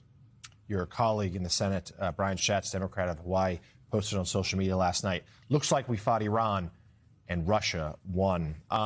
Susan Page, let's go to you, because I know you've been thinking about and writing about the political impact here at home. Certainly there's some in the Trump base, the America First piece of this, that wants nothing to do with the war with Iran. Most Republicans, though, are going along with it, even with reservations. which allows Democrats to sort of tie them to reservations. A war that politically is very unpopular. And you say this is going to make the GOP's midterms quest that much harder, particularly if oil prices keep rising. Now, that's right. The question is, can you have a war? Gimme, yeah, tasty. Oh, Pooty Poo, he's helping him a little, huh? He's helping a little bit. Run a war and open a mouth, yum yum at yum. the same time. Lick the dicky. And it's hard to do. One thing, we know a majority of Americans oppose the war, even though the president continues to have the support of most Republicans. What are you doing here, Alex? But I think the bigger political problem for the White House is that they're focusing on the issue that Americans care less about. Americans care less about the war in Iran than they do about their own economic Susan Page situation. And that from the economic USA situation Today just gets worse if the price of spitting the truth. What is happening, chat? gas continues to go up as gotta run. as it is done. Ganja, thank you. Thank you for stopping by. Hey, let me know if my stream skips today because I've been having problems. Airplane tickets and elsewhere. So I think this is a I don't think I don't conundrum got any problems. for the White You would let House. me know. And just one It was last literally thing. stopping. It's possible for the president to declare victory and end the Is it? war. Secretary Higgs has You made think it that clear is? again this morning. But it's hard to imagine he can declare victory when the Strait of Hormuz is still under the control of the Iranian supreme leader and the Islamic regime there. And then she's completely wrong on this because number 4 or 10, to bring the point home, you don't have to get rid of Iran, period, to not have them control the fucking strait. What do you mean? Oh, yeah, what's up? What is Noam up to right now? I thought she was going to have a speech. I thought we were going to see her as the ambassador to the Federation of the United States of America or some shit. Yeah, the Where's Nomad? Behind, if he were to suddenly declare victory and make a hasty exit, would be remarkable. So, Senator, just a moment ago, you said you are not a world predictor, but you are introducing new legislation pertaining to the intensely popular prediction markets. So talk to us about that and tell us how you think this bill will prevent fraud and abuse, because it does seem like nearly every day there's a new story about these prediction markets, and they do seem rife for corruption. Well, Jonathan, there is a tie to the Iran war, because literally on the eve of the Iran war, there was a surge of betting. These prediction markets are a form of gambling and betting and wagering that, in effect, said this war is going to begin. And people made hundreds of thousands of dollars on those bets. There's every indication, every sign of insider information and trading. In other words, market manipulation based on national security information being leaked, which is only one additional sign of the need for some kind of regulation, which is what I have proposed on these prediction markets. We have regulation of sports betting online. 39 states have legal sports betting. Prediction markets are slightly different insofar as there are buying still of though, stock like on events what contracts. is happening? I know it sounds technical, but it is more or less the same thing as betting, with all the dangers, underage gambling and addiction and market manipulation, trading on insider information. So we would ban bets on war, deaths, military action, and we would require regulation by the same standards that apply to online gambling and strengthen those standards to make the criteria protect people who are vulnerable and our society. Feels like common sense stuff to me. Democratic member of the Armed Services Committee, Senator Richard Blumenthal of Connecticut. Thank you, sir, for joining us this morning. MS Now senior national security reporter David Rohde. David, thank you as well. We'll talk.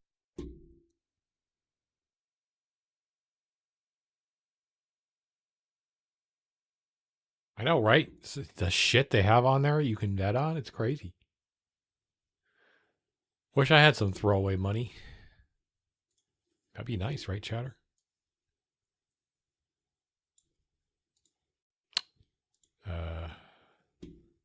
Okay, here we go. Here's some Fox News propaganda. Welcome back. They're actually saying that they're the ones saying 4 U.S. But crew he's members wounded. have been killed after their military refueling plane crashed for in enough Iraq money, right? yesterday. President Trump now warning of major attacks against Iran coming today, writing this: Iran's Navy is gone, their Air Force is no longer, missiles, drones, and everything else are being decimated, and their leaders have been wiped from the face of the earth. We have unparalleled firepower, unlimited ammunition, and plenty of time. Now, the Department of War's acting comptroller revealed that the U.S. spent about $11 billion last week on Iran strikes. Officials are planning to submit a supplemental defense budget request to Congress in the coming days. Lawmakers confirming my reporting that it could be upwards of $50 billion. We also just heard breaking news from the press conference with Secretary Pete Hegseth telling us that the son of Khomeini, Mojtaba Khomeini, the supreme leader, has been wounded, likely disfigured. What? This breaking news you heard on the show. Now he's been martyred, partially. So now he's even going to be more popular. Spokesperson. Again, Pete Hegseth just Am I told wrong? us that Come on. Iran's new supreme leader, Remember. Mojtaba Khomeini, the son of Ayatollah, has been wounded, likely disfigured. Now, there was a lot of Likely, she likes saying that. his Disfigured. status yesterday. Now we know the facts from Pete Hegseth. He's Actual been wounded facts. and likely disfigured. Joining me now is Wisconsin Like Senator he Ron spits Johnson, the a member of facts. the Yeah, Senate sure. Homeland Security Committee.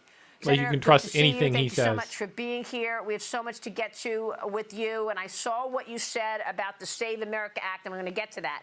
But first, I want to get your take on this war and this breaking news that we just got, that the Ayatollah's I know, son right? has been wounded. And He needs to do a breathalyzer test literally before he speaks and then show us the number. Yep, I agree. He should be required by law. likely I mean, it's still freedom of speech, but we get to, like you said, we get to decide then based on the disfigured. amount. Give us Correct. your take and your assessment of this The war in only Iran. right take by my Good chatter. morning, Maria. Well, unfortunately, the Ayatollahs in Iran have been at war with America for 47 years. They're the largest state sponsor of terror. All they would have had to do is agree not to pursue a nuclear weapon, not enrich uranium. If they wanted nuclear power, just buy the rods from the What? international community. They What? wouldn't do that. Instead, they pursued a nuclear. No, that's not what happened.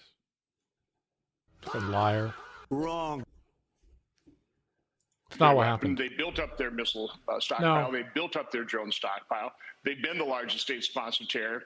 At some point in time, we had to deal with them until we no longer would be able to, before they became a nuclear power, before they had so many missiles, so many drones that this kind of attack would have just devastated the region. Yes, So, 2 more shots, listen, Mr. this is a Keg's tough breath, decision for before you President Trump. speak. There's nothing easy about war. There's tragedies. You only blow a .9? Shit, lightweight. The children in the school. But remember, Stone Drive, sir. Ayatollahs executed 30 to 40,000 of their own citizens. We'll call the taxi. Days. This is an evil regime. They are a menace. They're right now holding the Strait of Hormuz. They're a menace. They're holding the Strait of Hormuz as a terrorist. They're terrorists, and they're holding the Strait of Hormuz hostage like a terrorist would on an airplane, like they did in 1985 when they did the hostage takeover. They're using the Strait of Hormuz as a human shield. Ah! Fuck you guys. And the world hostage in terms of oil supply. We need to deal with them once and for all. He is actually excited to hear about kids dying in Iran and etc. Us using our 1,000-pound bombs and bombing Tehran, a modern city. Okay? In fact, some of the shit in Tehran is probably more modern than the half the shit we have in Detroit. Bitch. Yeah. So what does that mean? I mean, look, Yeah, you you that need your the 4 colleagues shots on to the keep your left, fucking as cool, this Mr. war was Keg's just breath. beginning, wanted to clip President It's Trump's bad. wings in terms of his, What is she allowance to make these. What is she wearing? I want to eat it. It's candy. I want to crunch on that. It's time. I want to grab it with my teeth and just go, ang. Bro, she's wearing candy. Okay. It's a new thing, huh? That's how these, that's how this works with these older women, huh? That's how you get them. It's crystals filled with blood, child's blood. Decisions. That failed. Now you can't even get the Department of Homeland Security opened, and we've got terrorism. I mean, it is sparkly as fuck and cool. I mean, it's just huge. 50,000 TSA agents will be missing their first. I mean, she's like wearing like the clock, you know? Full paycheck this week as Senate Democrats once again failed to pass a funding bill reopening the Department of Homeland Security. Yeah, So, fuck you Senators, pieces of shit. You don't deserve to get paid either. If you're working for Homeland Security, fuck you. None of you guys are worth a shit. I don't care. Virginia National Guardsman previously convicted of providing support to ISIS in 2016, opening fire on the campus Yeah, of Old Dominion 150 man up. University Exactly. An ROTC instructor, Lieutenant A stam boost of 1,000 and 150 fucking boost on your regen, right? Colonel Brandon Shaw was killed. Others injured. Unlike those crosses, which is just ward off the demons. U.S. citizen from Lebanon rams his She car knows through what a she's Michigan doing. synagogue, and your colleagues on the left refuse. She's like, I played RPGs. I know how this works. Maria, the radical God, I wish she was that Democrats cool. caused this problem. They opened up the borders, flooding millions of people in this country, completely unvetted. We were always concerned that was a clear and present danger.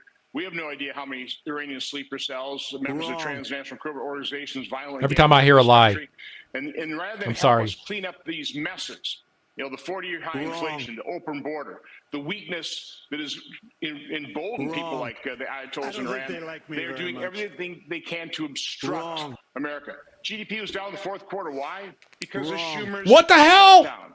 So not only are they not helping us clean up the mess, they're doing everything they can to frustrate our efforts, to interfere with President Trump's efforts to clean up their messes. It's really despicable. Yeah, great point. You're right. GDP was down from the expectation. It was supposed to be 1.5% growth. We got growth of 0.7%.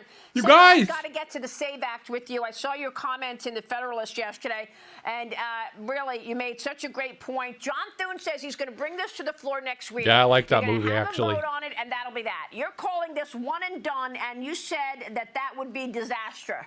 What do you mean by that? Tell us what you're I don't expecting understand next the hate week on the either Save side for that America movie. Act. At a minimum, we need to get on this bill, offer amendments. And I make think sure it's that fucking. the It's American it's people one of the realize best the reason traditional that we movies that's can't come out in pass a long time. election security, that we can't have basic controls like voter ID, proof of citizenship to make sure that you're legitimate. It's like Marathon, the game that everyone's yapping about that I'm playing now. That's fucking amazing, and why I have the Marathon News Network, because I'm just trying to fucking attract gamers and get them into politics. But my point is everyone thinks it sucks because people are talking shit about it, but until you play it and you get the feeling, you don't know. Maybe you won't, and that's fine, but if you do, you're gonna miss out. It's like fucking A, come on. Canceled by a fraudulent Yeah, one Sean Penn. because of Holy Democrats. shit. To act that part that he acted, oh. Yeah. Yeah, he was actually the perfect cast. Yeah, he was the perfect cast for that. Did he creep you the fuck out or not, right? God damn. Like, you never wanted anything more than what he got, right? The whole time. Like, so yeah, I mean, you know. Could we pass this? If And we the could, overall eliminate theme the too, filibuster? and the whole Yes. dystopian What and the I whole suggested is we should political vote on a rule messages change that and stuff. requires Yeah. 67 votes. The split Yeah, I in our know. conferences, those of us who believe the Democrats, next time they're in power, they will end the filibuster, versus those of us, those in our conference who are hoping against all hope that they won't do that. Listen, we would all like to keep the filibuster, but the reality is Democrats can end it. So let's vote. Let's see what Democrats would do with Trump in power. Do they want to end the filibuster with Trump in power, with Republicans in control, where we can actually secure elections, or not? We don't take that vote. It's a 67-vote threshold. Put the Democrats on record. It's really about the only way I could see preventing them from nuking the filibuster once they gain the majority in the Senate. So you want to have a vote on a rule change, and you want to see who's going to vote on that, and then you want to do, because if you just do the Save America Act, what do we get? We're going to get, okay, well, here's the 48 senators or the 50 senators who say yes on the Save America Act, and here's the ones that say no. And then what? We done? Well, at a minimum, we ought to put it on the floor. We're going to offer amendments. In fact, I would agree that any movie that isn't controversial right now, or any game that isn't controversial, like they say Marathon is the trans game or whatever, and that's why most people are pissed off about it, especially the chuds. Because they're like, we fixed the models in Marathon and they put boobs on them, It's like, fuck you. President Trump would actually like to add to that, prevent biological males from competing in girls' sports. And there's a number of incredibly popular provisions, things that the American people support, 80% support, but Democrats are opposed. I'm working on the Marathon News Network, though, for real. Make Democrats defend on why are they objecting to, why are they opposed to what right up there agree with. So put them out. It'll be funny, chatters, just like my stupid ass accent that I talk to you in all the time, and you don't seem to mind, most of you. Some of you don't like it. I don't think they like me very much. Right? On the spot, make them vote on these types of amendments. In the end, probably do a cloture vote. If that fails, the next vote ought to be, okay, let's change the rules to end the filibuster and see whether Democrats would do that when President Trump and Republicans are in power. My guess is they will not. And then we can all say, okay, let's agree to that. We'll keep the Senate as it has I just like shit that breaks boundaries, We'll respect the minority rights in the and Senate, makes people think differently than they normally would. That's kind of what I'm about too. So. Senator, you keep hearing the same thing from John Thune, that you Gotta don't push have for the it. votes to end the filibuster. You don't have the support for it. What do you want to say to those people who say, look, if the Republicans have such a vote and they end up killing this filibuster, then you're going to get the same issue from the Democrats when they want to push their legislation. It's the olive pollen. I'm here in Israel. Again, I believe that's right. There's olives everywhere. I can't breathe. They, about 35 of them sent a letter. They wouldn't do it, and then when they had a chance, they voted. Shut up, you old man. That's the closing music. Shut your fat trap, you rat fuck. Actually, he's a piece of shit. I wanted you all to see how wrong this fuck is and how wrong they are. Every time I pushed this button, wrong. Where's Trump saying wrong? That's me being ironic, because that means I'm saying, chatters, that what they're saying is wrong. You heard me hit that button like 9 times during his fucking ramble, and that was just me on the fly picking apart lies. Okay, it's like crazy. They just throw them at us like oh, they'll just throw a bunch of lies, and then it's like, okay, some of them stick. That's how they work. That's how Fox News works. And you know what? The problem is all the fucking boomers and most of Gen X, they're all got sticky fucking brains, okay? And all you gotta do is throw a couple lies up there and they stick real good like bacon. They don't get their jalapeno poppers and they don't get their bacon, and then it's stuck. It sticks real good. All right, to continue the analogy, because I love to do that shit. It sticks real fucking good. All right.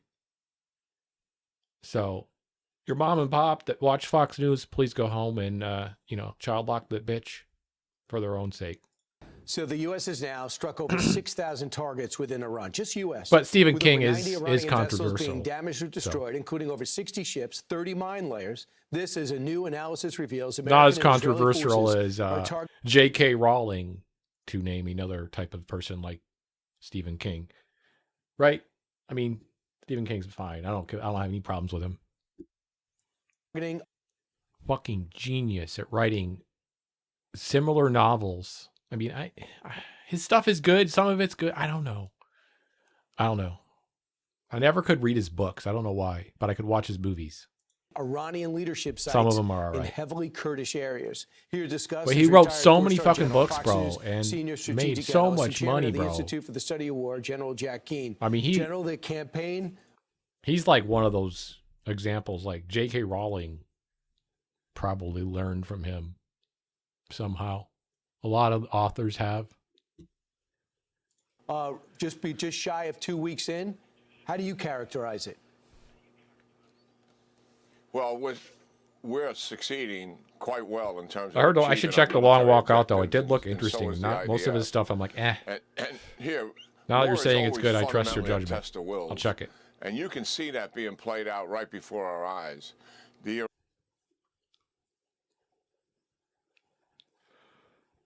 If there was like any justice in the world, in 5 years, we'd be looking at these HD videos of America bombing Iran, and someone would be going to jail, okay, because it was an illegal war.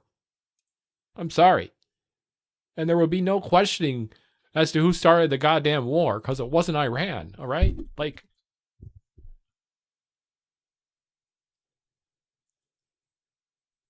it's easy for me to be a leftist because I see justice. I see it right in front of me. I see injustice. I hate it. This is injustice to the max. We have a regime mouthpiece called Fox News that broadcasts HD 4K bomb porn for us to see of us blowing up a so-called jihadi Muslim country, and we're just like, yeah, whatever, and we don't care. Most of us. Iranians are determined to survive. That is their objective. They believe that they can survive. Then they eventually. And this dumb Jack Keane motherfucker comes on. He's like, hey, I'm going to tell you something really obvious. You know what? When you bomb people, they want to survive. I mean, they're human. Like, what? Their main objective is to survive.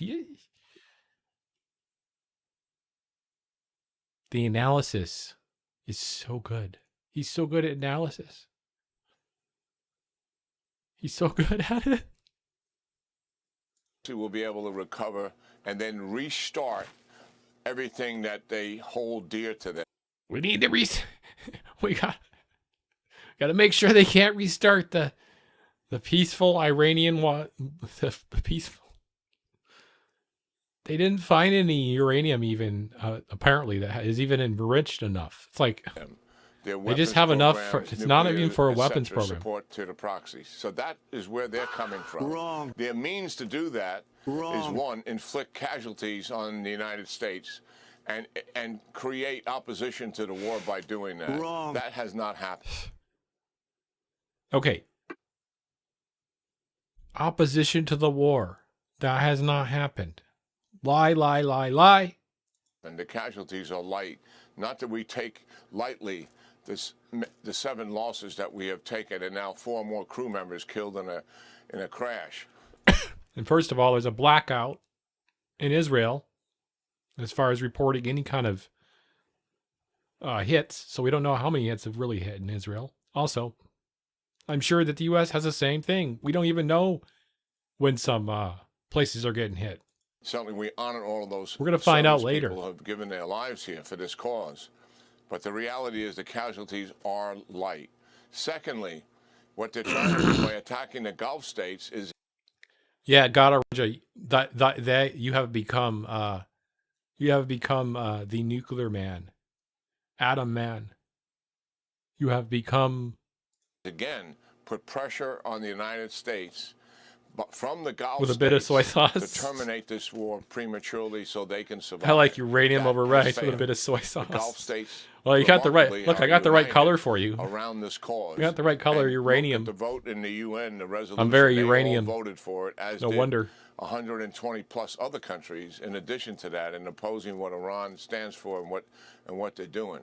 And then the third thing is the one that has really captured the media. Wrong. And that is the Straits of Hormuz. And they want that focus on the Straits of Hormuz to put max pressure on the United States. So that becomes the pacing item for the war. Not. Bro. And then you got this shot, right? And this is what I'm saying. And then you got the White House literally pointing, the government posting video game memes. Have you seen those on X? It's crazy. I got to look for them. The achieving of our military objectives. Actually.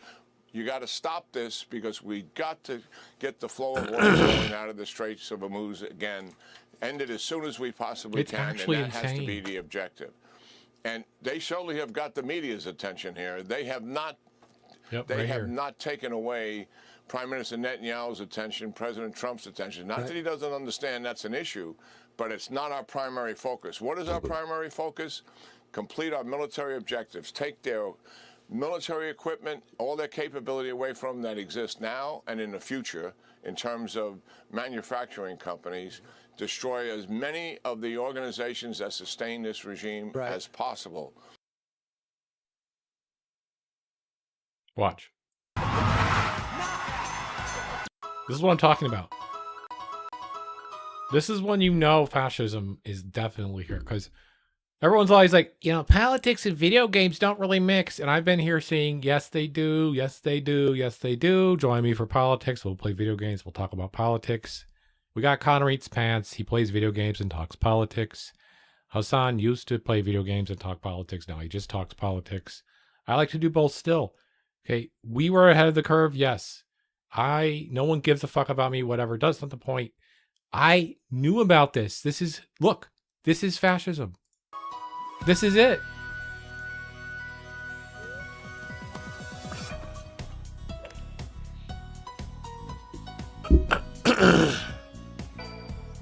Like, I didn't know exactly what it was going to look like, but here we are. It's not bad.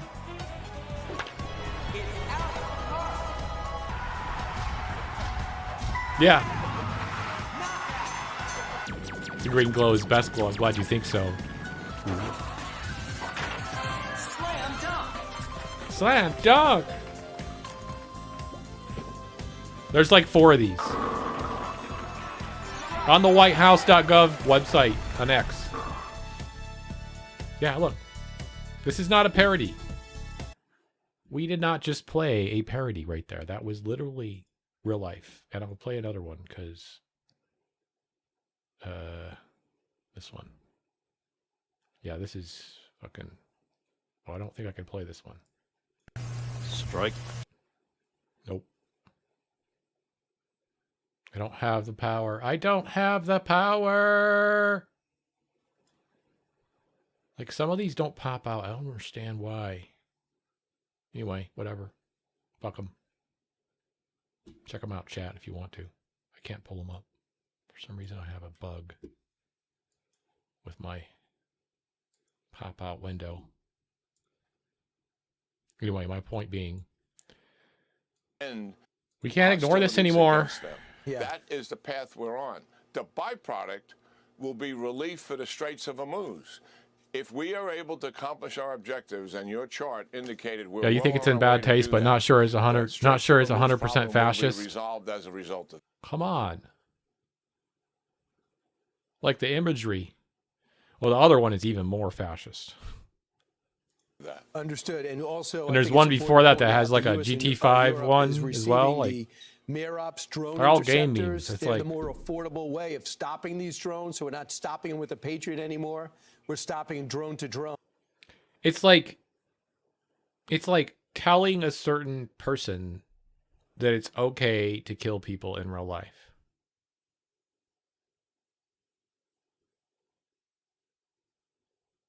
Oh, okay. Well, you're lost then. I'm sorry.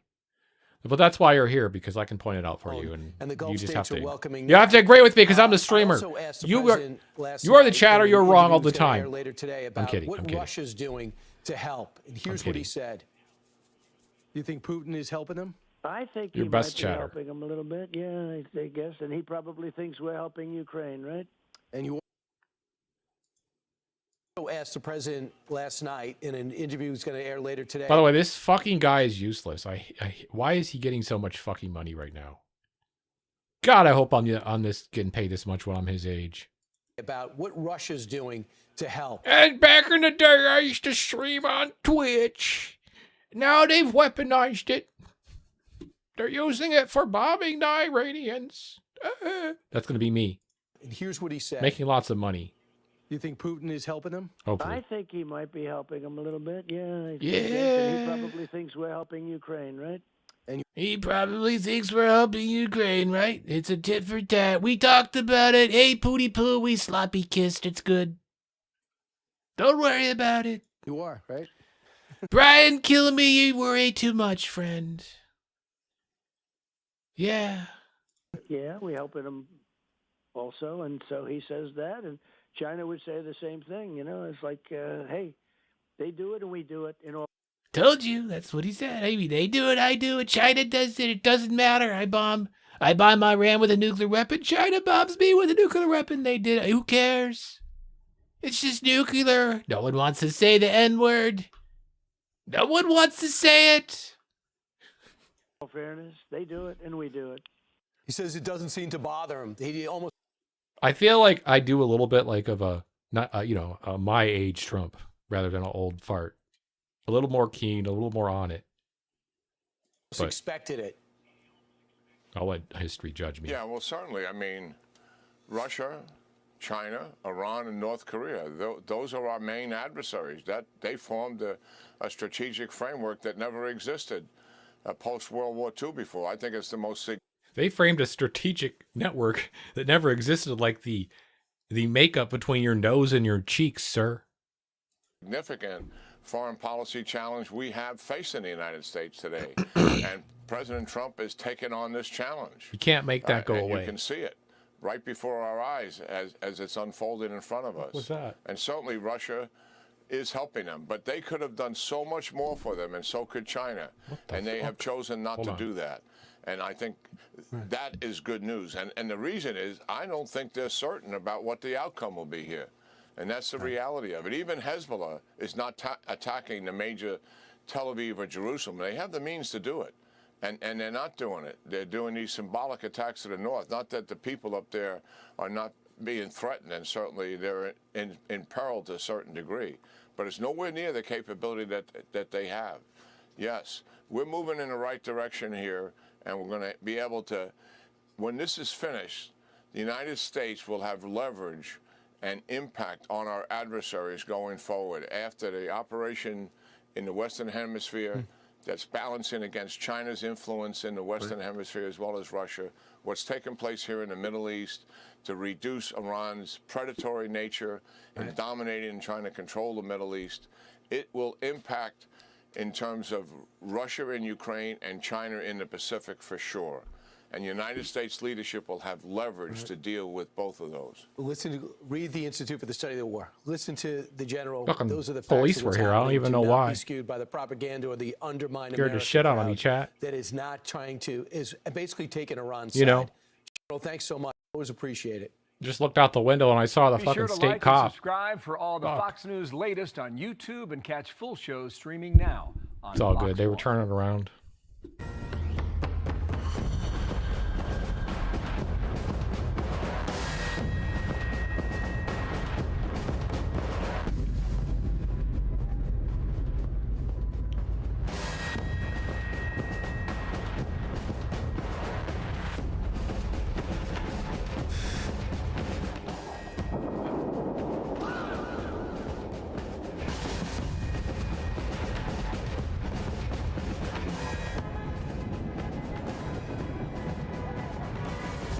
Last night's bombing campaign was a big one. Every hour on the hour. Here's CENTCOM Commander Brad Cooper. Just yesterday, we had strike waves nearly every hour from different locations and directions going into Iran. That's fascist.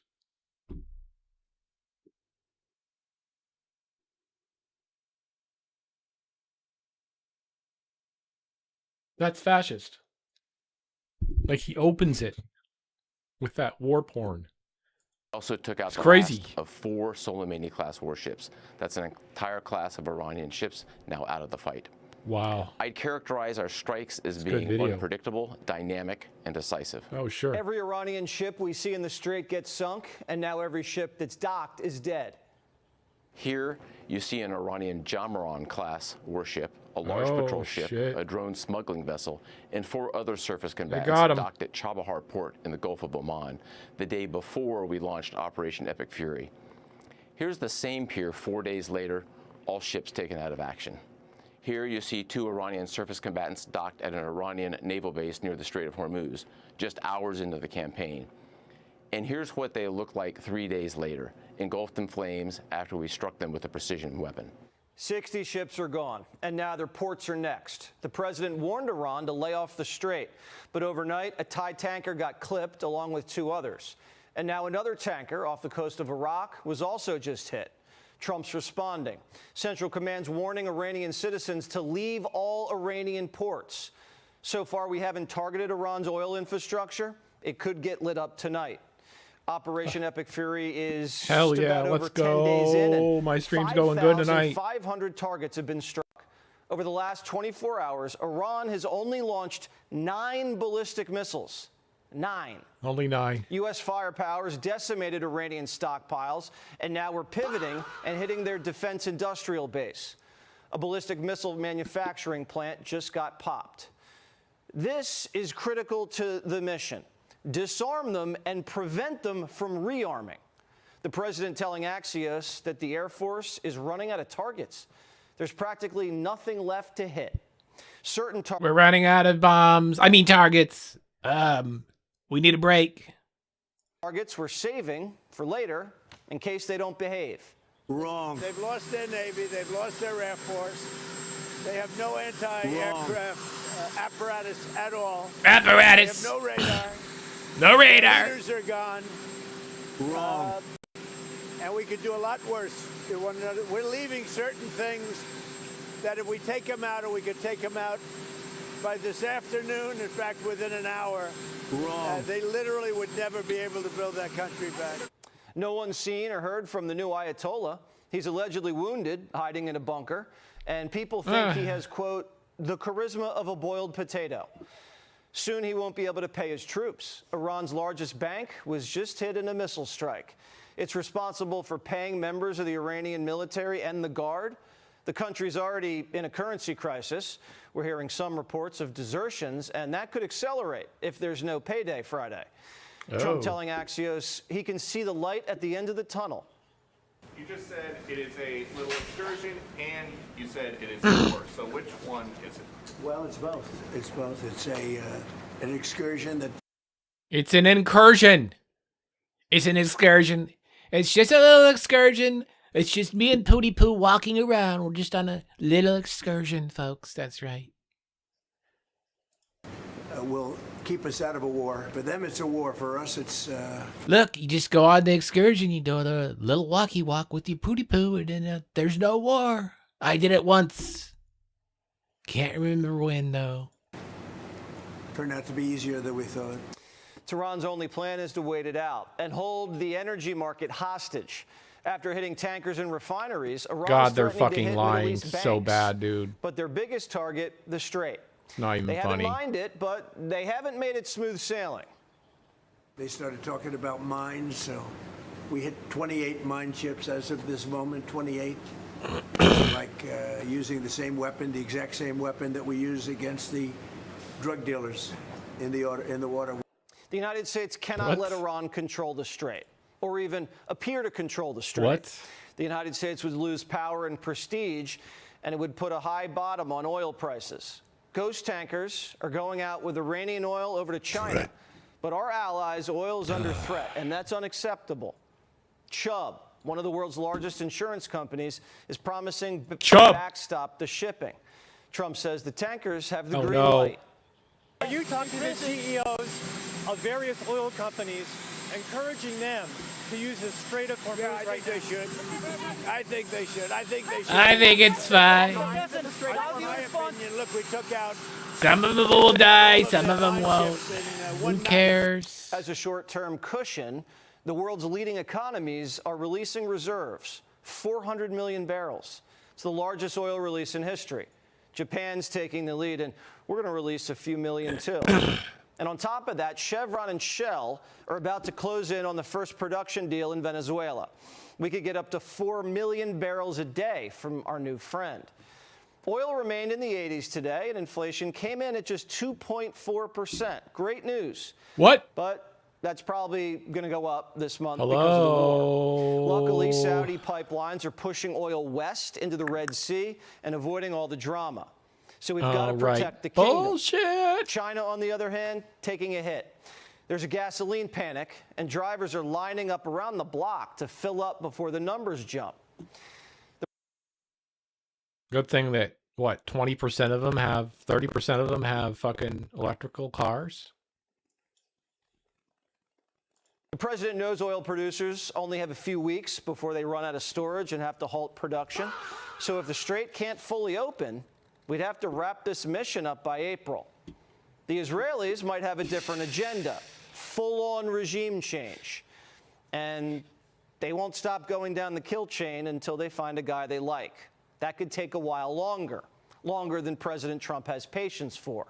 We might not get what we got in Venezuela, but as long as Iran's completely disarmed and can't threaten America and the Strait with missiles, drones, and nukes, the president will take the win. U.S. intelligence believe the Iranians squirreled away what's left of their uranium into what's known as Pickaxe Mountain, a nearly impenetrable bunker buried deep in granite where evil scientists have been working around the clock, cobbling back together a program that was No fucking way. This is a fucking lie.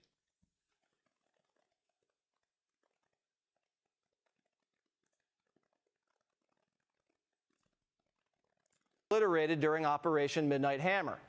The bunker busters might not be able to do the trick. Reports say special forces. That's not good, actually, is it?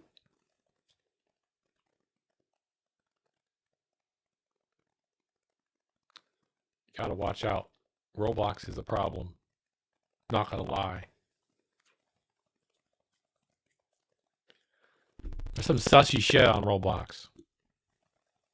I'm sure you know, but like, I don't know.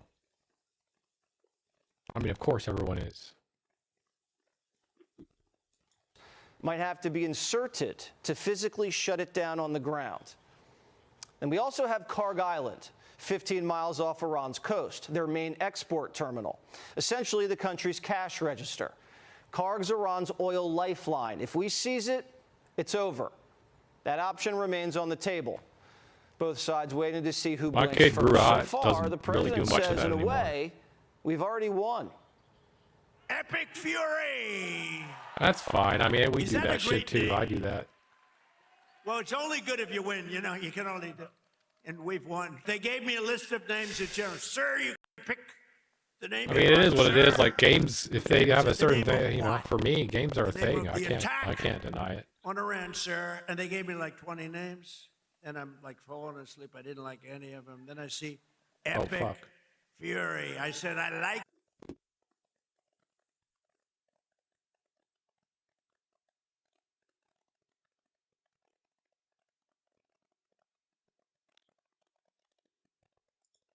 Well, at least it's not the problem I had before. Hello? Should be beautiful, but oh well. Been having problemos. Muy problemas. Want even more Fox News? Oh, on fuck YouTube? you. I don't want you on my right here like that, son of a bitch. You know, like, one of the things I notice is that Fox News and CNN don't seem to hire good sound engineers.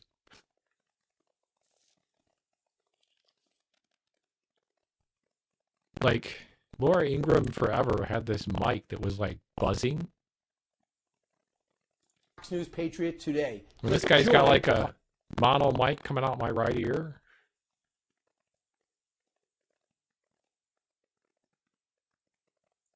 Okay, I gotta see what sounds. Hello?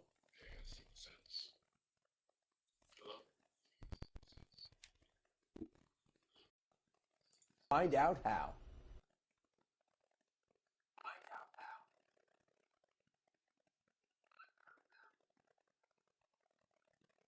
Fucker. You headlined the story yesterday about like how surprised apparently the White House was about Iran's ability to inhibit oil coming out of the Straits of Hormuz. I know for a fact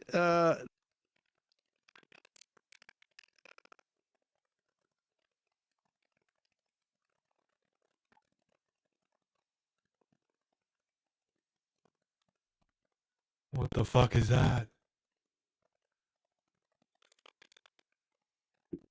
Thanks. Like I said, I've been having problems. What the fuck? Be right back.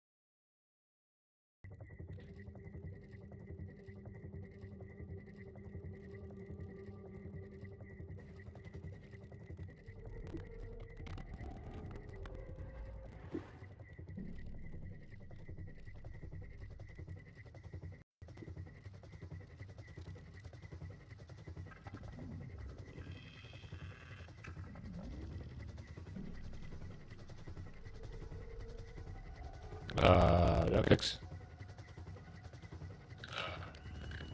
Nope.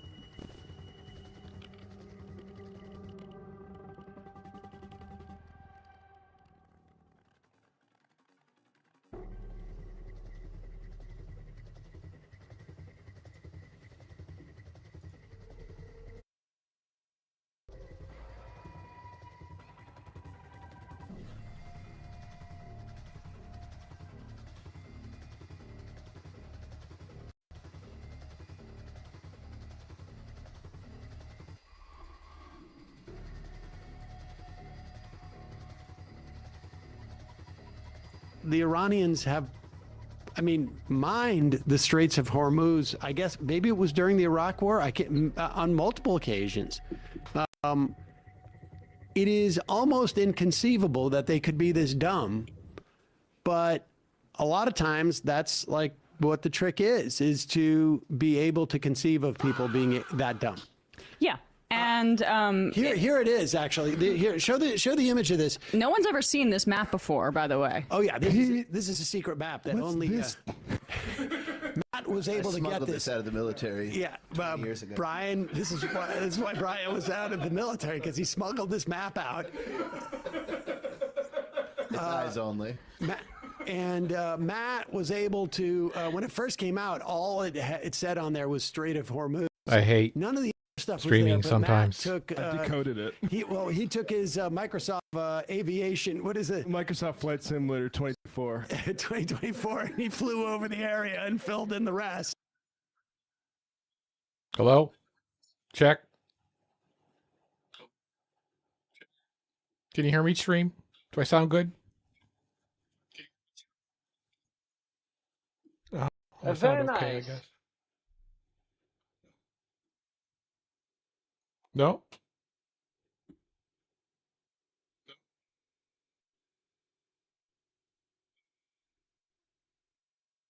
Try one more thing here. Up.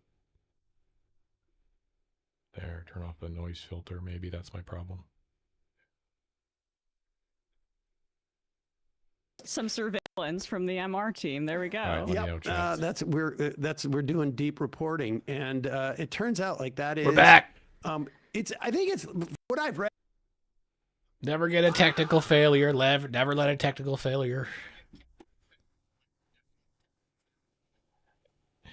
down, folks. Just roll with the punches. It's literally, and I should say, I'm not a military. Okay, it's handling the breadth of my beautiful voice. Your king and from what I've read, your king and God Savior Trump, MAGA lover, cult lover. It took me almost probably a full half hour to read all of this. Maybe that. Okay, chat. When they talk about choking off, like, you know how long it took me to figure out how to do that mid fucking stream? Okay, without having to reboot my whole computer. No, it's a USB-C. Yeah, it's a USB-C external sound card, professional, $500 sound card with a World Oil Supplies is just a regular XLR input. Say MOTU, Mark of the Unicorn. what they study. It's one of the more obvious two choke mic points inputs. on this planet if you were like an alien looking down on it. Exactly. But I mean, Trump's like reading. You lost me. So I can reboot it midstream. Yeah, I don't know. Well, what it shows is A, how stupid these people are. B, how much Trump just... There was 3 or 4 people who came in, But I forgot all to- of whom that's why you had heard the seemed to noise. have aligned interests. Witkoff, Jared Kushner, and Bibi Netanyahu, and said, you got to do this. And he's like, okay. And Hegseth, of course, was an opportunity. Oh, my mic is actually XLR. For him to play war. Here is an interview with Richard Engel speaking to the top Netanyahu advisor, Ophir Falk. And they... Buy any Shure mic. Or anything from Elgato. Doesn't matter if it's USB only at this point. But any Shure mic is going to be good, even the USB one. Yeah, you are. And you can unplug it too. You can plug another mic in hot.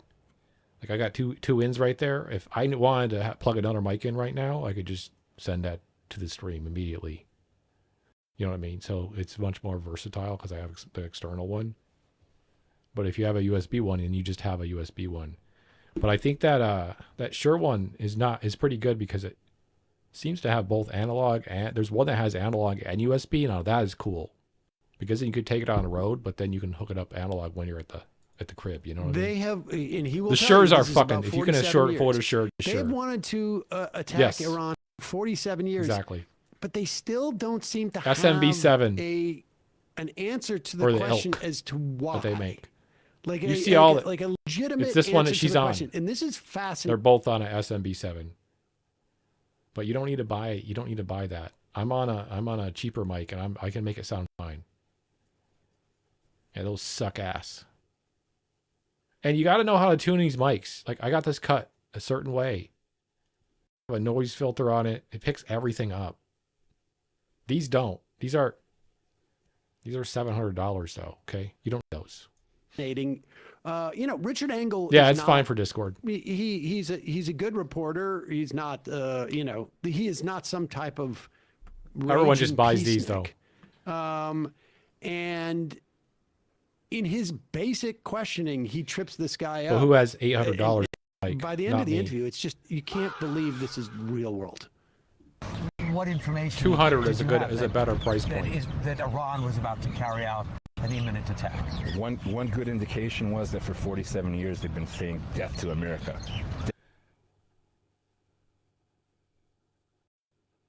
Which is actually even a little bit of a mistranslation. It's like a fucking swear word there. You know what I mean?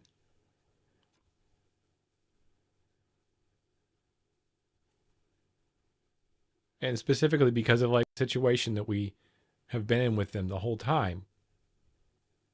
A la vis-a-vis Israel, right? So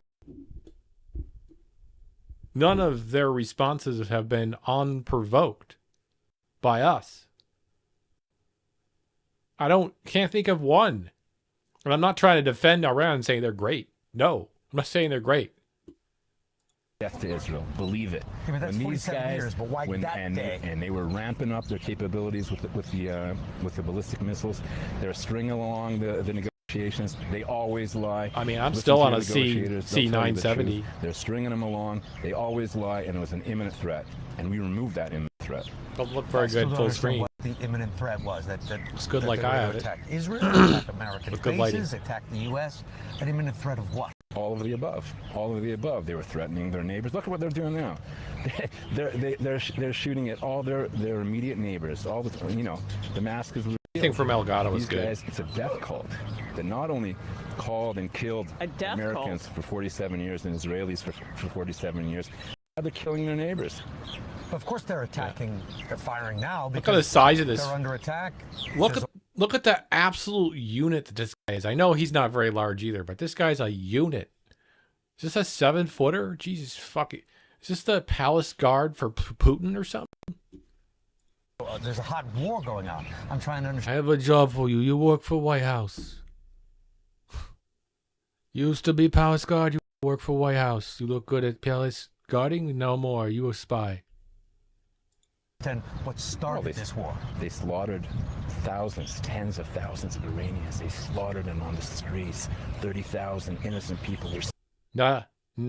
It's not 30,000, by the way. Sorry to disappoint you, but wasn't that many. I'm not saying it's not a lot. I'm not saying it's too much. I'm not saying that I like to see anyone's regime ever killing anyone in the streets any more than I would want to see it here, which I see it here too, not to that extent. However, we can say at least 10 people killed in the streets by ICE. I don't know what the number is. Is it 100 yet? How many people have died in prison? It's got to be up to 200 by now. Come on. Slaughtered Right on there, the streets in a matter of days. It's a death cult. It's a death cult.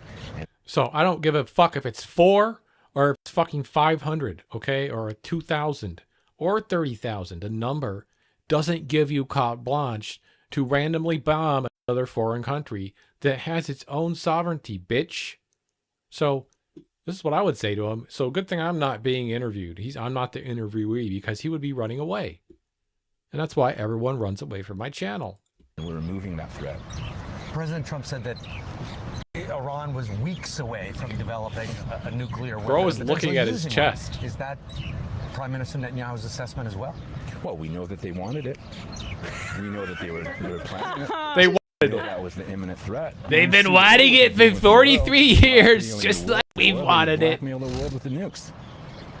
They blackmail. President Trump is saving the free world right now. They never blackmailed anyone. Okay? That's not. You got to realize 80% of the fucking shit you hear coming out of Iran has been propaganda, bro. But were they just weeks away from having a nuclear weapon? For the Well, orcs, that was exactly. their intention. I don't know if it was weeks or months or whatever it was, but it was an imminent threat. Forever. The ballistic missiles. It could have been weeks. It could have been months. It could have been, infinity. Who cares? Listen, that's not the point. Yeah. They have been an imminent threat for 47 years. I mean, what's notable about 47 years is they're speaking about the Iranian Revolution and the overthrowing of the... Oops. Good job. I pushed the wrong button there, buddy. Yep. That was not the good thing to do. That's right.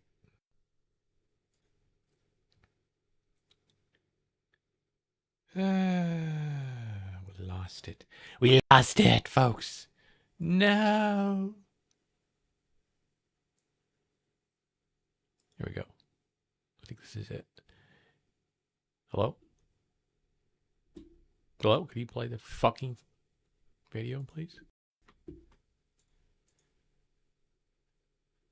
What happened? They have been an imminent threat for 47 years. I mean, what's notable about 47 years? You know, like, that is crazy because... Yeah, okay. Never mind. Years is they're speaking about the Iranian Revolution and the overthrowing Or the of orcs! the U.S.-backed brutal Shah and monarchy there, which was put in place after the United States and the British overthrew the democratically elected. Yeah, but you're kind of wrong about that. I think you got your facts mixed up. We didn't have anything to do with the Shah. Not our thing. The correlation's not causation. Yeah, no, you don't know. Please, move along. Leader of Iran, when they dare to say, hey, maybe can we audit BP to see whether or not they're stealing all of our natural resources? The fucking and British taking have it bad for tape. themselves? And what did the U.S. and the British do in Fucking response? British. No democracy for you. We've got to protect our interests. So do you think that's maybe why they're chanting death to America? Well, but also, like, at what point, I wonder, like, as the 47 years go on, right, and you hear them, they're an imminent threat, and you get to around like 10 years, you start to go like, hey, maybe it's not like, maybe they're not an imminent It's threat. 'cause I Let's said wait another British. 10 years, see if they actually do something. Yeah. Well, actually, let's wait 30 years. Yep. 40 years. Actually, Fucking- let's just not we can get to 46, but if we get to 48 years, that is going Oh to be... wow, then that's we when can it really, they then we can, they yeah, just, then this we is got a long wind 48. for this Yes, imminent this is- threat yeah. that they represent. This is so embarrassing. Also, when they call... You've had 47 years to come up with a reason, and you can't do it. They call it a death cult. It's just amazing how much of like kind of Israeli spokespeople are It's true. just projecting, but that they're attacking their neighbors. What are we talking about here? Israel's bombing 7 different countries. Like, they're the ones. I mean, Emma, you got it wrong. I've ended 7 different wars. Get it straight. You can't be a reporter. You're the worst. The worst reporter ever. I mean, in Lebanon right now, in just a week, we've killed almost 700 people, nearly 100 children. And if we were speaking about it in a non-kind of Western-focused context, we would be talking about it as another worldwide war, because if this was Europe and there was a country that was bombing 7 different other European countries, do you think that we would be responding this way as if Iran's the aggressor Yeah, here? exactly. And then he goes I don't into, think after so. having to shift to like, well, I can't answer really why we attacked now. I can only speak to the 47 years we've been keyed up to attack. He goes, yeah, they killed 30,000 That of was their own creepy. people. Now, we I don't know. know the exact numbers. That seems Pointing his fingers at somewhat him, inflated, but at his certainly face. the Iranian regime did kill thousands of people who have been protesting. I'm trying to think of another country that just recently killed tens of thousands of civilians that are either in their country or not out of their country. Is it in their, like if it's not in their country, then be my problem. they invaded and they've been blockading illegally this other country. If it's in their country, they've done the same thing. And that would be Israel, of course. Because of the national health system. It's not just the Israelis who are struggling over, Yes. and the guy finished it up in the proper way, of course, just in case that Donald Trump actually saw it, is like to remind everybody, Donald Trump saved the entire Western world. And they're really enjoying how much he's saving them in terms of their worries about oil coming out of the Strait of Hormuz. Here is Stephen Miller. Also, Actually, I'm more worried about the oil coming straight out of my ass. Every time I stand up, everyone looks the other way now. I don't understand it. so sort of desperate to come up with a reason as to why we participated in this invasion, or I should say, not quite yet invasion, but attack on Iran. And of course, sometimes it's not enough to be afraid for 47 years. Sometimes you have to literally manufacture a scenario where it would make sense. Oh, the 24 mode of thinking. That's exactly it. It's like, listen, let's not constrain ourselves with facts. Logic and Let's facts. do a Little fun. bit. Yeah. It's just, So when he sees the strait close and oil prices go to 100, what does the president feel about that? Like, what is his posture there? posture. Well, it underscores above all else, Jesse, how this was the last chance that the United States had to take action against a regime that was planning and plotting How does to that kill underscore? Americans and that had the ability to strangle See? if it wished, Prices go global up. commerce in the future, backed by long-range missiles, backed by nuclear weapons. So just again, as a thought experiment, imagine if this regime that right now, weaker than ever before, imagine if that regime instead had nuclear weapons, instead had long-range missiles that reach an American city, instead was rich with cash. Remember, Obama put them on a path to enrich them with tens of billions of dollars and have a nuclear weapon right now. It's called the fucking Persian Gulf for a reason, you bitch, and not the American Strait of Hormuz, you dumb fuck. Shut up. Think about what It's been called the Persian Gulf longer than you've been in fucking United States of America. We know we Shut can't up. sell the war on its merits to the American public, but if we tell them about a nightmare that they could Nazi. possibly have, maybe they'll be afraid enough to get on board now. Well, the amazing thing about this is that which clearly the administration Such a doesn't Nazi. understand. I like to call him a Nazi They too. He are likes a it. rich country that has control of the Strait of Hormuz. We don't have When to he's imagine slapping that. my That's who lobbin, they I call are. him a But what if they Nazi. did it with nukes, with a little hat on top? I can't. I even think so, for the too. life of me, first off, I can't wait. Obama did not give them money. He unfroze some accounts of their own money. Yeah. A and B. Yeah, that under the Obama disingenuous. Deal, That's still giving they him would have gone money, back in dumb and fuck. re-upped it by now. But Not really, I'm Trump kidding. got rid of it.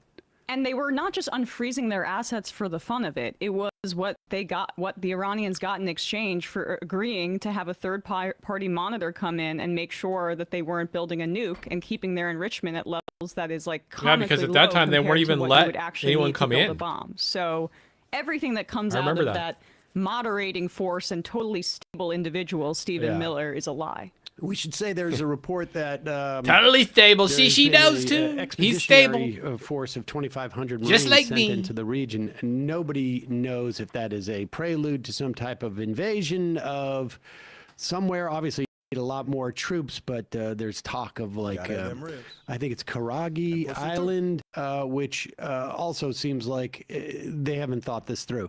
I mean, here's the bottom line: we're just going to keep hearing more and more fictions by the administration to try and justify this complete disaster they have on their hands. And the only thing that makes it even worse for them is the fact that their MAGA people seem to be fully on board. They've lost a little people around the edges with the Republicans, but we'll talk more about that with Mehdi Hasan, who is going to 90%. join us in just a moment. Hey, folks, don't forget to hit the subscribe button and check out our daily show. We do it every day at 12 p.m. Eastern for about 2.5 hours. We even take phone calls. You should check that out. It's the next one. I got the next video for us. United States. I don't even, no one's even attempting to make that case. So instead they... Got some slop for Friday, guys. A little bit of Piers Morgan slop. Hakeem Speaking of the Jeffries, UK. the top Democrat in the House. Speaking of the went UK. on Joy right, Reid mate. and No, we Wajahat don't- Ali's show, or it's the Joy Reid show. Wait. But No, we don't want to play that. say, well, you hate Jews. Ben Shapiro being like, wagging his eyebrows at you and telling you you're an anti-Semite. It doesn't matter what he says. If killing an 80... Dude, actually funny. Has he grown his eyebrows out? Or is it like a thing? I can't figure it out. 86-year-old religious leader didn't cause a spontaneous creation of a pro-Western government, which was apparently Ted Cruz's. You! If that didn't work, Troll alert! Sorry. Oh my god.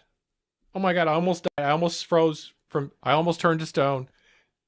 I firmly believe if you look at Ted Cruz for too long, you will turn to stone like the trolls in The Lord of the Rings. So I have a superstition about that. So please, I have to warn you guys, look away when you see Ted Cruz. Do not look directly into his eyes. He is literally a troll. what would happen? Well, China would take over. And so anyone who didn't think that through God. is not qualified. Pierce knows what he's doing. He's trolling us, literally.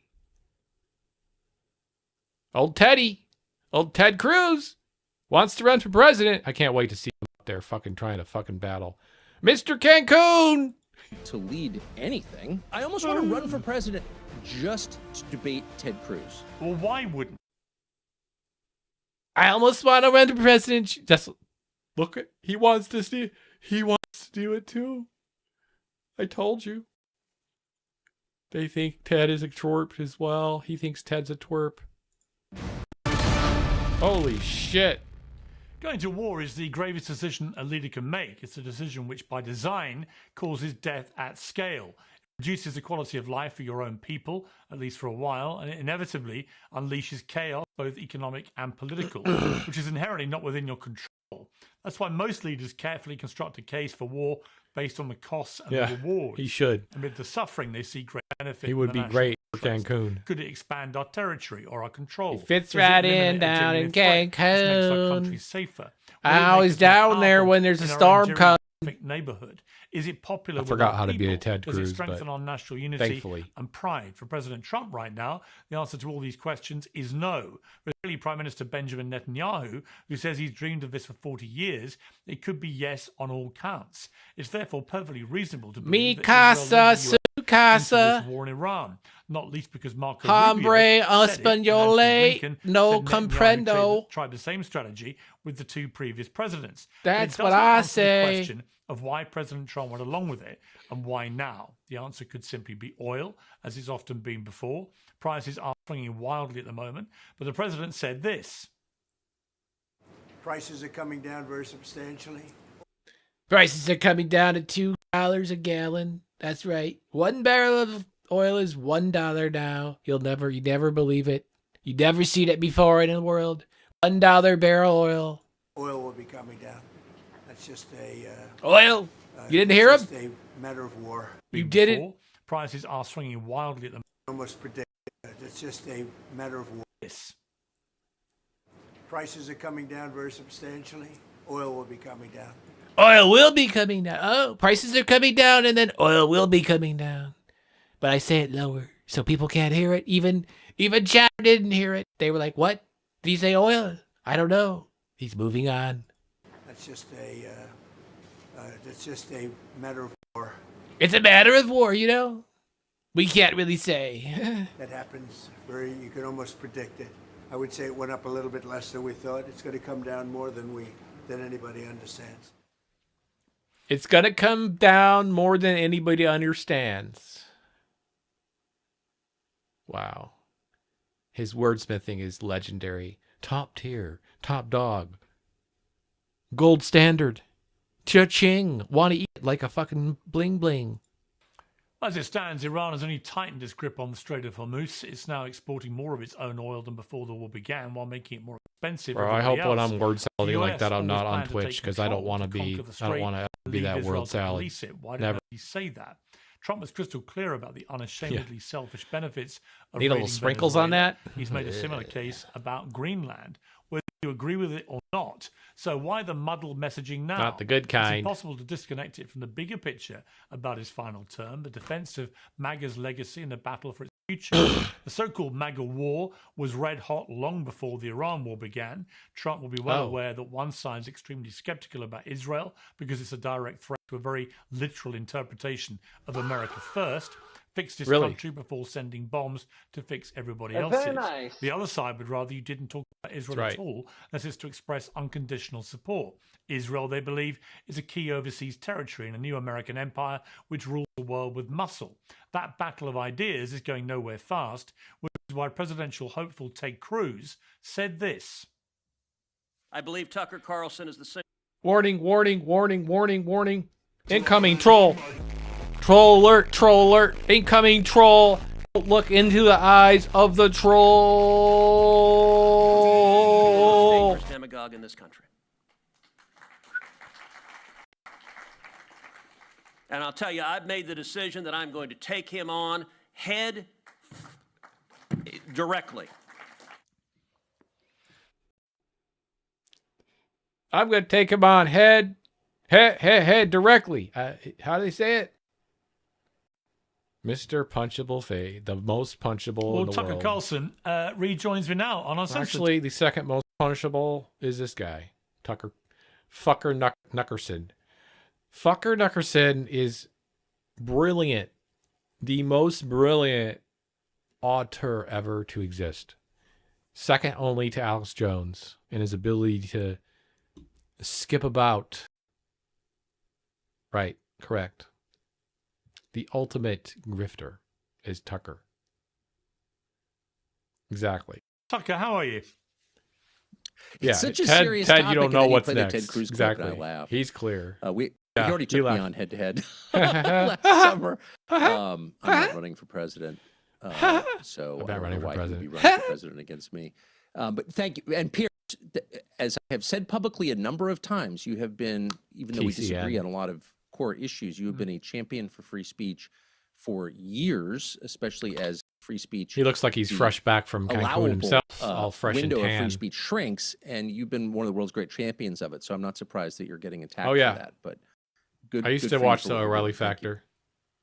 Well, we're going to come to some of those attacks a little later. Just in relation to Ted You Cruz, pegged I mean, me. I watched that interview that you did with him where he had no idea how many people live in Iran. And as you rightly pointed out, that ought to be probably a basic prerequisite Not at all. of knowing about a country He's just good at- before he's you good may at- wish to, for example, No, he's good attack at- a country. he's just good at and putting it on may the be face, that him now responding saying in the the right way that he things is in a because right you way. embarrassed him so much that day. But in relation to A his wordsmith, claim that someone you are call the him. single most dangerous One of the best ever to demagogue exist, in America, in my how do you opinion. respond to that?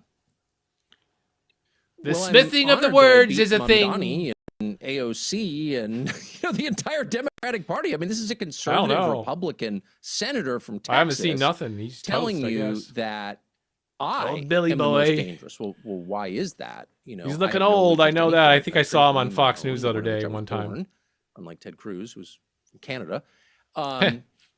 Dad's from Why Canada. would I Yeah, be exactly. the most dangerous. In fact, I'm not a demagogue. I don't seek to divide people. It pains me to see people divided. It's against my religion, and it's bad for It's my against country. my religion. He's mad at me. Well, yeah, because his interview didn't go well, as you said. That's true, I think. But he's actually most mad at me because I'm criticizing our alliance with Israel. I'm not doing that because I'm getting anything out of it. I'm certainly not. Or because I hate Israel. I don't and never have. But because I don't think it helps the United States. And I've been saying that for the last year to increasing I irritation. think there was a recent interview where he was talking to someone and someone said he was irrelevant. From agents of Israel, I like can't Ted remember Cruz. who. And now this war kind of proves the Oh, point. Billy boy, not Unfortunately, I wish relevant we hadn't anymore. Come to this, but this is so destructive to American national interest that it's hard to believe destroying Seagal is a American national mean interest, dude. weakening the United States wasn't part of the point. How could it not have been? And the last point I would make about relevant knowledge of a country you seek to overthrow is that, like, looking at maps doesn't tell you the whole story, but it tells you part of the story. And at the eastern end of the Persian Gulf is a strait called Hormuz, through which 20% of the world's energy flows, and a huge percentage of its fertilizer and sulfur and petrochemicals and things that we need for civilization. Yeah, I'm just learning about this. Who knew there was actually stuff coming through there, like the Strait of Hormuz, where we've known for 30 years that this has been a thing, and now I'm just figuring it out. And if you shut that down, world economy tanks. And by the way, if you take out the government that controls one half of that strait, and that government is replaced by warring tribes, a civil war, then you open it up to piracy. And anybody with a $400 drone can prevent an oil tanker from getting through. Okay, so he's saying, okay, so we can't destabilize it because Straight chaos is actually the enemy of commerce, as are, terrorist regimes. But chaos is actually even more of a threat because you cannot meaningfully negotiate with pirates, even with the Houthis. So, like, what was He's the right. plan? Watch what One was Piece. the plan to overthrow the government of Iran or even attack it in a meaningful way without jeopardizing? we will core find American the Grand interests? And Line. the answer We're is there never heading to was the a Grand plan Line, because and the you're people not who thought stopping this up us. don't care about We core are interests. pirates. And the net effect is to hand the Middle East to the Chinese, which is what is in process of happening. And I hope, for the sake of the United States and the world, that we can stop that. But the truth is, our real allies in the region are the 6 Gulf monarchies that control a lot of the world's energy. And by the way, they're pro-American and decent people, as you know, because you and I had lunch there. This is a got nice 2 part more of the weeks world. at It's least. being destroyed. Yeah, these are our allies. We have bases in these countries for a reason, not to My protect read right Israel, now. but Let's to see how protect right the I am. Straits I of feel Hormuz. like it's 2 more weeks. We haven't been able to defend these countries to the extent that I think they thought we my would call. be able to. We've moved a lot of the anti-missile defense that might have protected them I to see potential Israel. 140. And so for them, at the end of all of this, If the it's 2 more question is going to weeks, be, that's do what we I'm gonna allow call. the Americans to That'd come be my back and Kalshi occupy bet. bases on the Persian Gulf? What's in it for us? We just got bombed for it. No one protected us. Our energy infrastructure is If in 2 weeks we still are bombing Iran and it's continuing the same way, oil will be 140. damaged. Our economy is offline for months as we rebuild it. In the case of Dubai, it's a branding disaster. Like, I don't there's know. upside. No, I don't feel like this can last that long. I don't think it can. There's going to have to be a break because we don't even have enough stockpile. We've already given a shit ton of our stockpile away to fucking Zionists have all our stocks. And so at that point, the Chinese, the world's largest economy, kind of sat this out on the sidelines, said basically nothing, maybe called on to negotiate some kind of. Hey, Netanyahu, can we have a little bit of our weapons back? Hey, it's like I gave you that ammo earlier, player. Can you give that back to me? I want to do the killing, please. Peaceful resolution to this. The Chinese, not the U.S., the Chinese. And then Hey, Israel, we're better at the killing. You got to give us the fucking ammunitions, all right? I mean, they're not going to say it that way. Wrong. But that's the way it is, China, boys. which is the largest trading partner of every country on both sides of the Persian Gulf, would become the dominant power in the Persian Gulf. It would become Chinese. Okay. Tucker, you're so wrong on this. And I'll call him out on this right now. There is no stopping China from becoming the economic powerhouse. No wars, none amount of wars and kinetic energy can surpass China's economic power being numero uno. In less than 10 years, no one is going to stop it. It's impossible. Even if we try to start to invade China right now, it would still not be fast enough to stop any amount of China being number one, sir. You are delusional. Anyone else that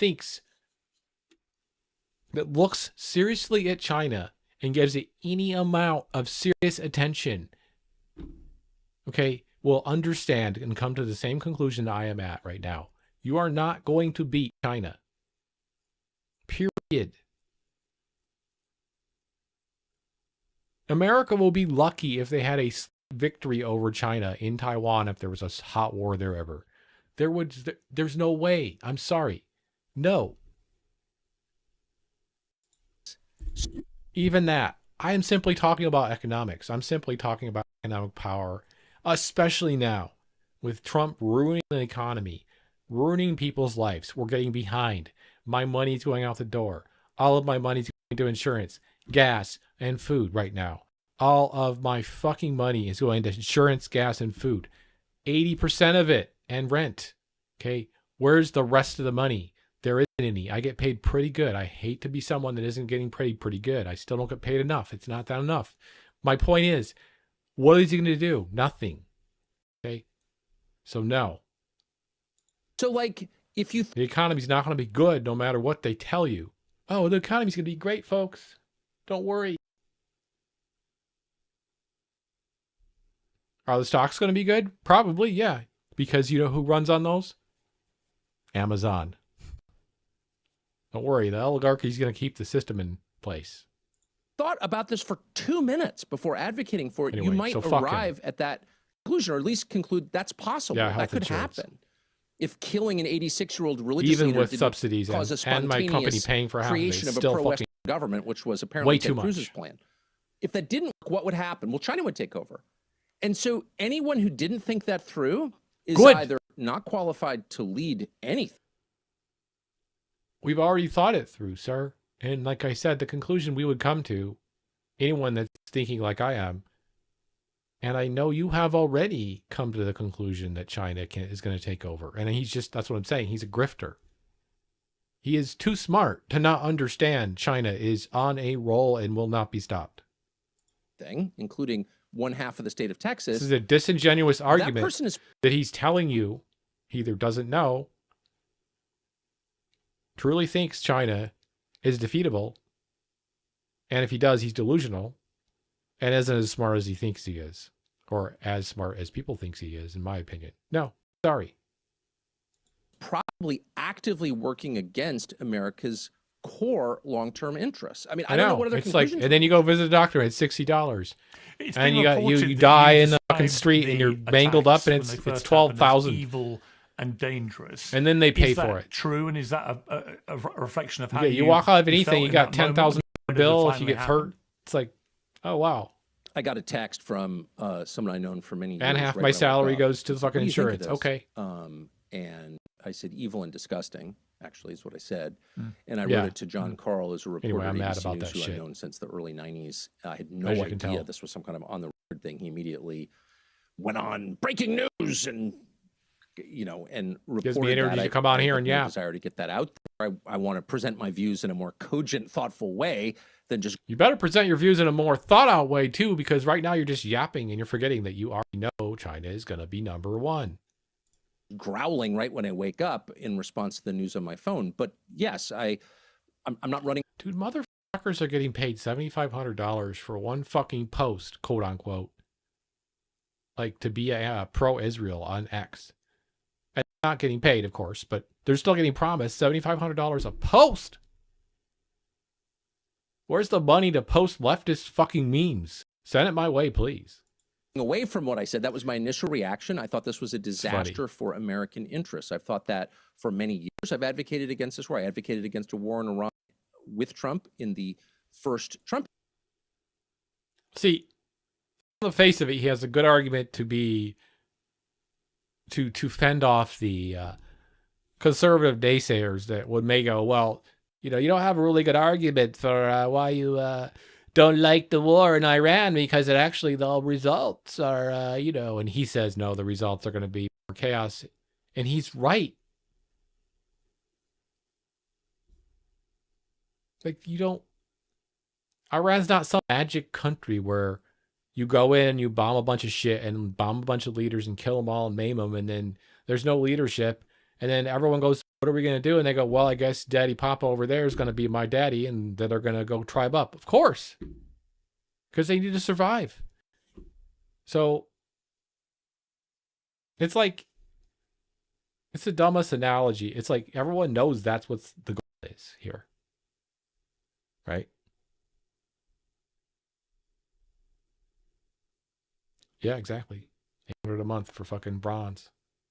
Administration. So this is not a new position for me. They call that Obamacare. It's great. In my fears. I want to get rid of it. It's so great. I think the very few people who publicly oppose this are being vindicated. Imagine because $1,600 a month without I don't know Obamacare. What the case is that this is good for the United States. I don't even. $1,900. No one's even attempting to make that case. So instead, they say, "Well, you hate Jews," to which I always say, "Well, not only do I not hate Jews, I think anti-Semitism is immoral." And you don't even need to bring this up, Mr. Tucker. Who cares? Fuck those guys. They're just trolls.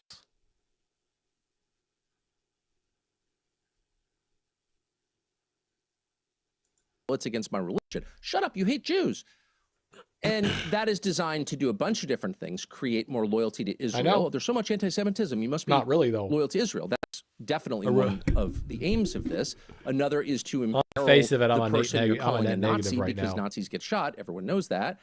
And the third is to make It's people kinda who fucked up that disagree there's a with scenario you, or where you can get into a platform position those I'm who in might with disagree your with you pay. or Bibi Netanyahu, censor them, take them off the air, shut them up, silence them. Just Those are the points of it. But at no juncture have I ever met anybody who has laid out like a kind of reasonable, even tactical, but just like logical case for how this war will benefit the United States, make us stronger, safer. No, there isn't a logical one. No, there's no logical conclusion to say that this is going to benefit us. No. In fact, it is showing China how weak we are. It is showing China how weak we are. China is watching with HD cameras, okay? They have plotters. They see our ships doing their thing. They see Iranian missiles pulling. They have a little fucking, they have a war room with fucking video screens with like little blips that go blip, blip, blip, blip, blip. Come on. Come on. So, yeah. We're withdrawing ships. Bases are getting bombed. $15 billion radar bases are getting bombed. No one's talking about it. They take 20 years to rebuild, etc. On and on. Okay? For richer. I've never heard that case. I'm waiting for it. I would love to hear it. I'd love to believe it. Yeah, no, they got all better tech. Their HD's better than ours. They're watching in 4K. They have 6 4K cameras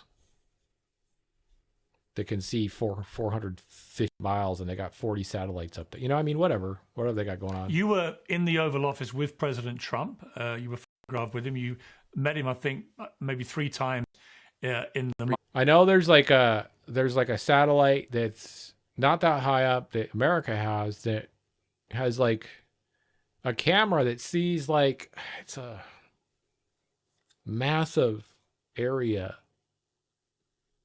like a 2,000-mile radius or something.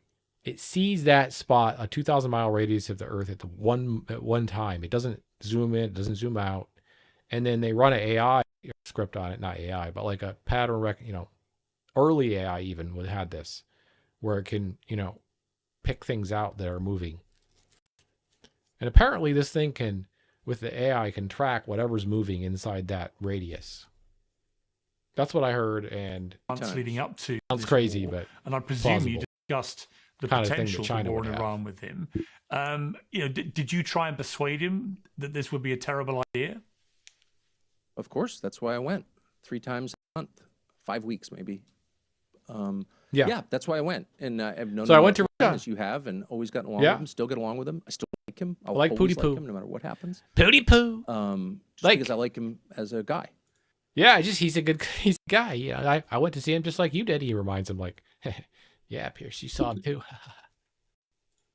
And I think he's trying his best. But in this case, I couldn't have an effect. I tried sincerely. I wasn't getting paid for it. It's coming, of course, at some reputational cost. No one wants to be deal with being called a Nazi screamed at or threatened or having your kids threatened, which has happened to me a lot. And no one wants to deal with that. But I just felt that this was so serious that it was worth doing whatever I could because, my gosh, you know, people could die. The balance of power globally could change. I've never supported the idea of an American empire, but we have one. And it's in retreat, but there's a way to manage that that's not damaging or profoundly damaging to the United States, the country that I actually live in, that I was born in. Oh. And this is not the way. Please tell. Wars accelerate trends in progress. They bring massive and unexpected change. Every war does this. It's the nature of war. The second people start dying, all kinds of things you never anticipated will happen.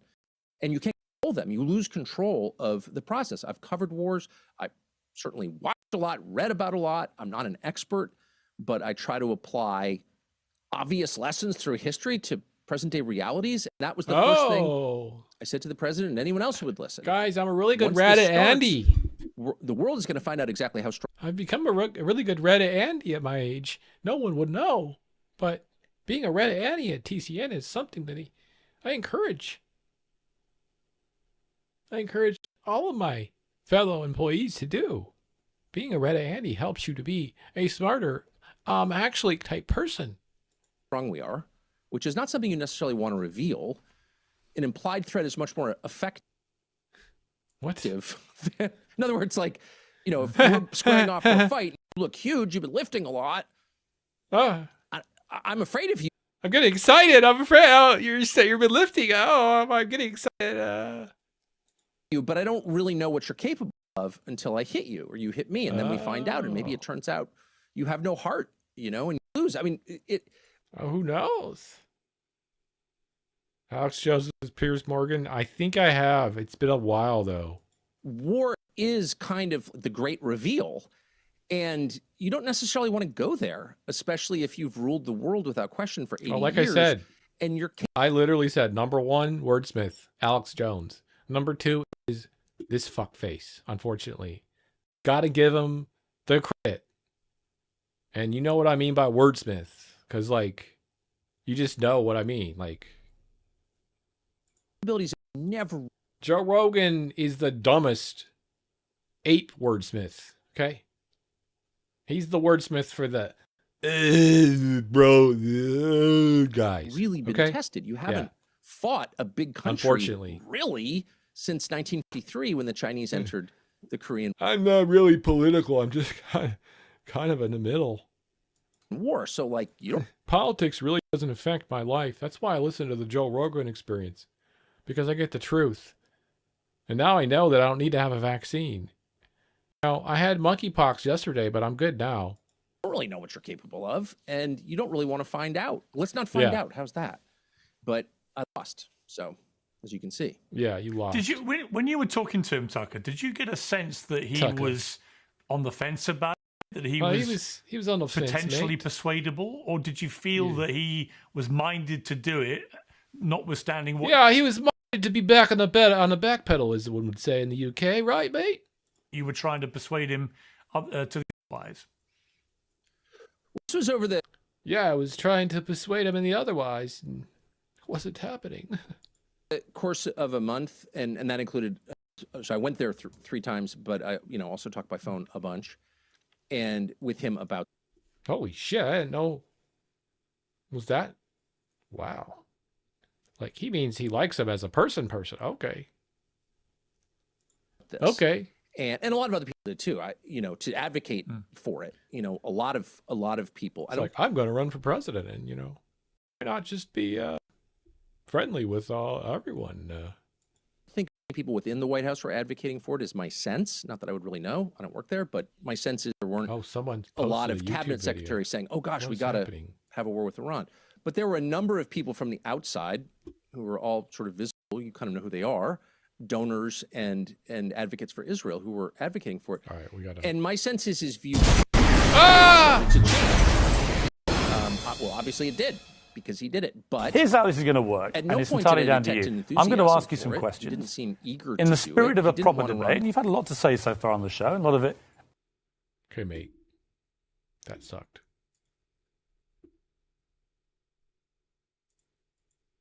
Wrong button.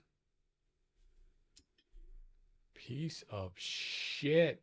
Computer decides to open it in the wrong video. Okay, yeah, that's right.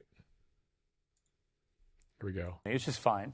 But I want you to try and answer the proper debate question. Here's God, he looked pretty good, right? This is going to work, and it's entirely down to you. He still had a bit of a gizzard under there, mate. But otherwise, looking mighty fine chap. Yeah, bit of a little gizzard there.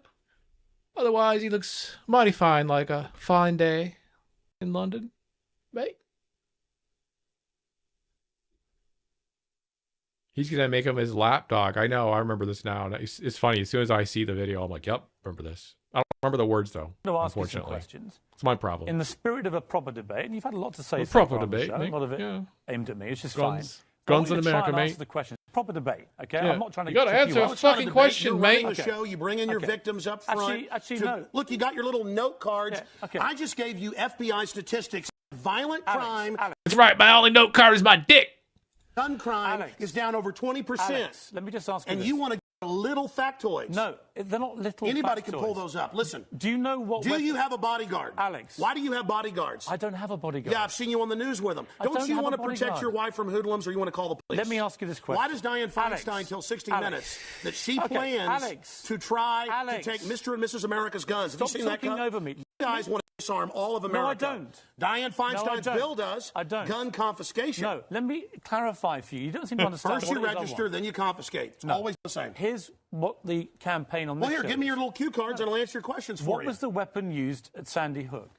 I've already gone over that and already answered it for you. We haven't talked about Sandy Hook. This is before he started getting sued, too. No, again, what was the weapon? It's a 223. This debate is not proper. Again, but statistically, you're breaking the rules, a very mate. low percentage of shootings. Period. Are you but seeing? You guys, people wouldn't go swimming because the movie Jaws, even though great white sharks kill 5 people a year. Alex, you're trying to scare people. Let me say something. There's no metal shark in the water. The same type of weapon was used in the last three. And that's There's no metal shark in the water. right. And Hitler used semi-autos to kill people. Why would you and not? So did Mao. Why would you? Why is the government arming to the teeth against us? Alex. What about Fast and Furious? Alex. Why did our government ship guns into Mexico? Alex. To blame the Second Amendment? Let's have a debate. A false flag? Alex. To blame the Second Amendment? Interesting. That one there. That little thing. He's so smart that he knows he has limited amount of time to just yap his shit on CNN, so he does it. He doesn't care. I get That's what I mean. Why they blow up Building 7 down the street in New York? 100%. See how he's rubbing his hands on his pants because his hands are sweating and his head is sweating. Yeah, you can tell he's sitting for it. He's like, ah. Much love for the coca. I get accused when I get you guys on of talking over you, of being rude. I'm trying to be civil. Yeah, you've got some to try people and answer like it. some of the questions, right? Here's my issue for you. Yeah. Why do people need civilians need an AR-15? Why do we need an AR-15? I already said statistically they're used in a very low amount of the crimes. That's an FBI fact check. They've been used in the last 3 mass shootings. Yes. FBI fact check. Because they advertise in the media. Anybody knows that if somebody jumps off the Empire State Building, they put cops up there the next day because copycats come to do it again. The media hypes and hypes and hypes. And that's not the question. Don't just commit suicide. Alex, why do people Go commit suicide by killing a bunch of kids, and here's the gun to use because it's the one the U.S. Army uses. Why do people need them? They need them to protect us from the #1 killer in history. Government in the 20th century, university study out of Hawaii killed 292 million people. It's called democide. Google it, folks. Do you believe everyone in America?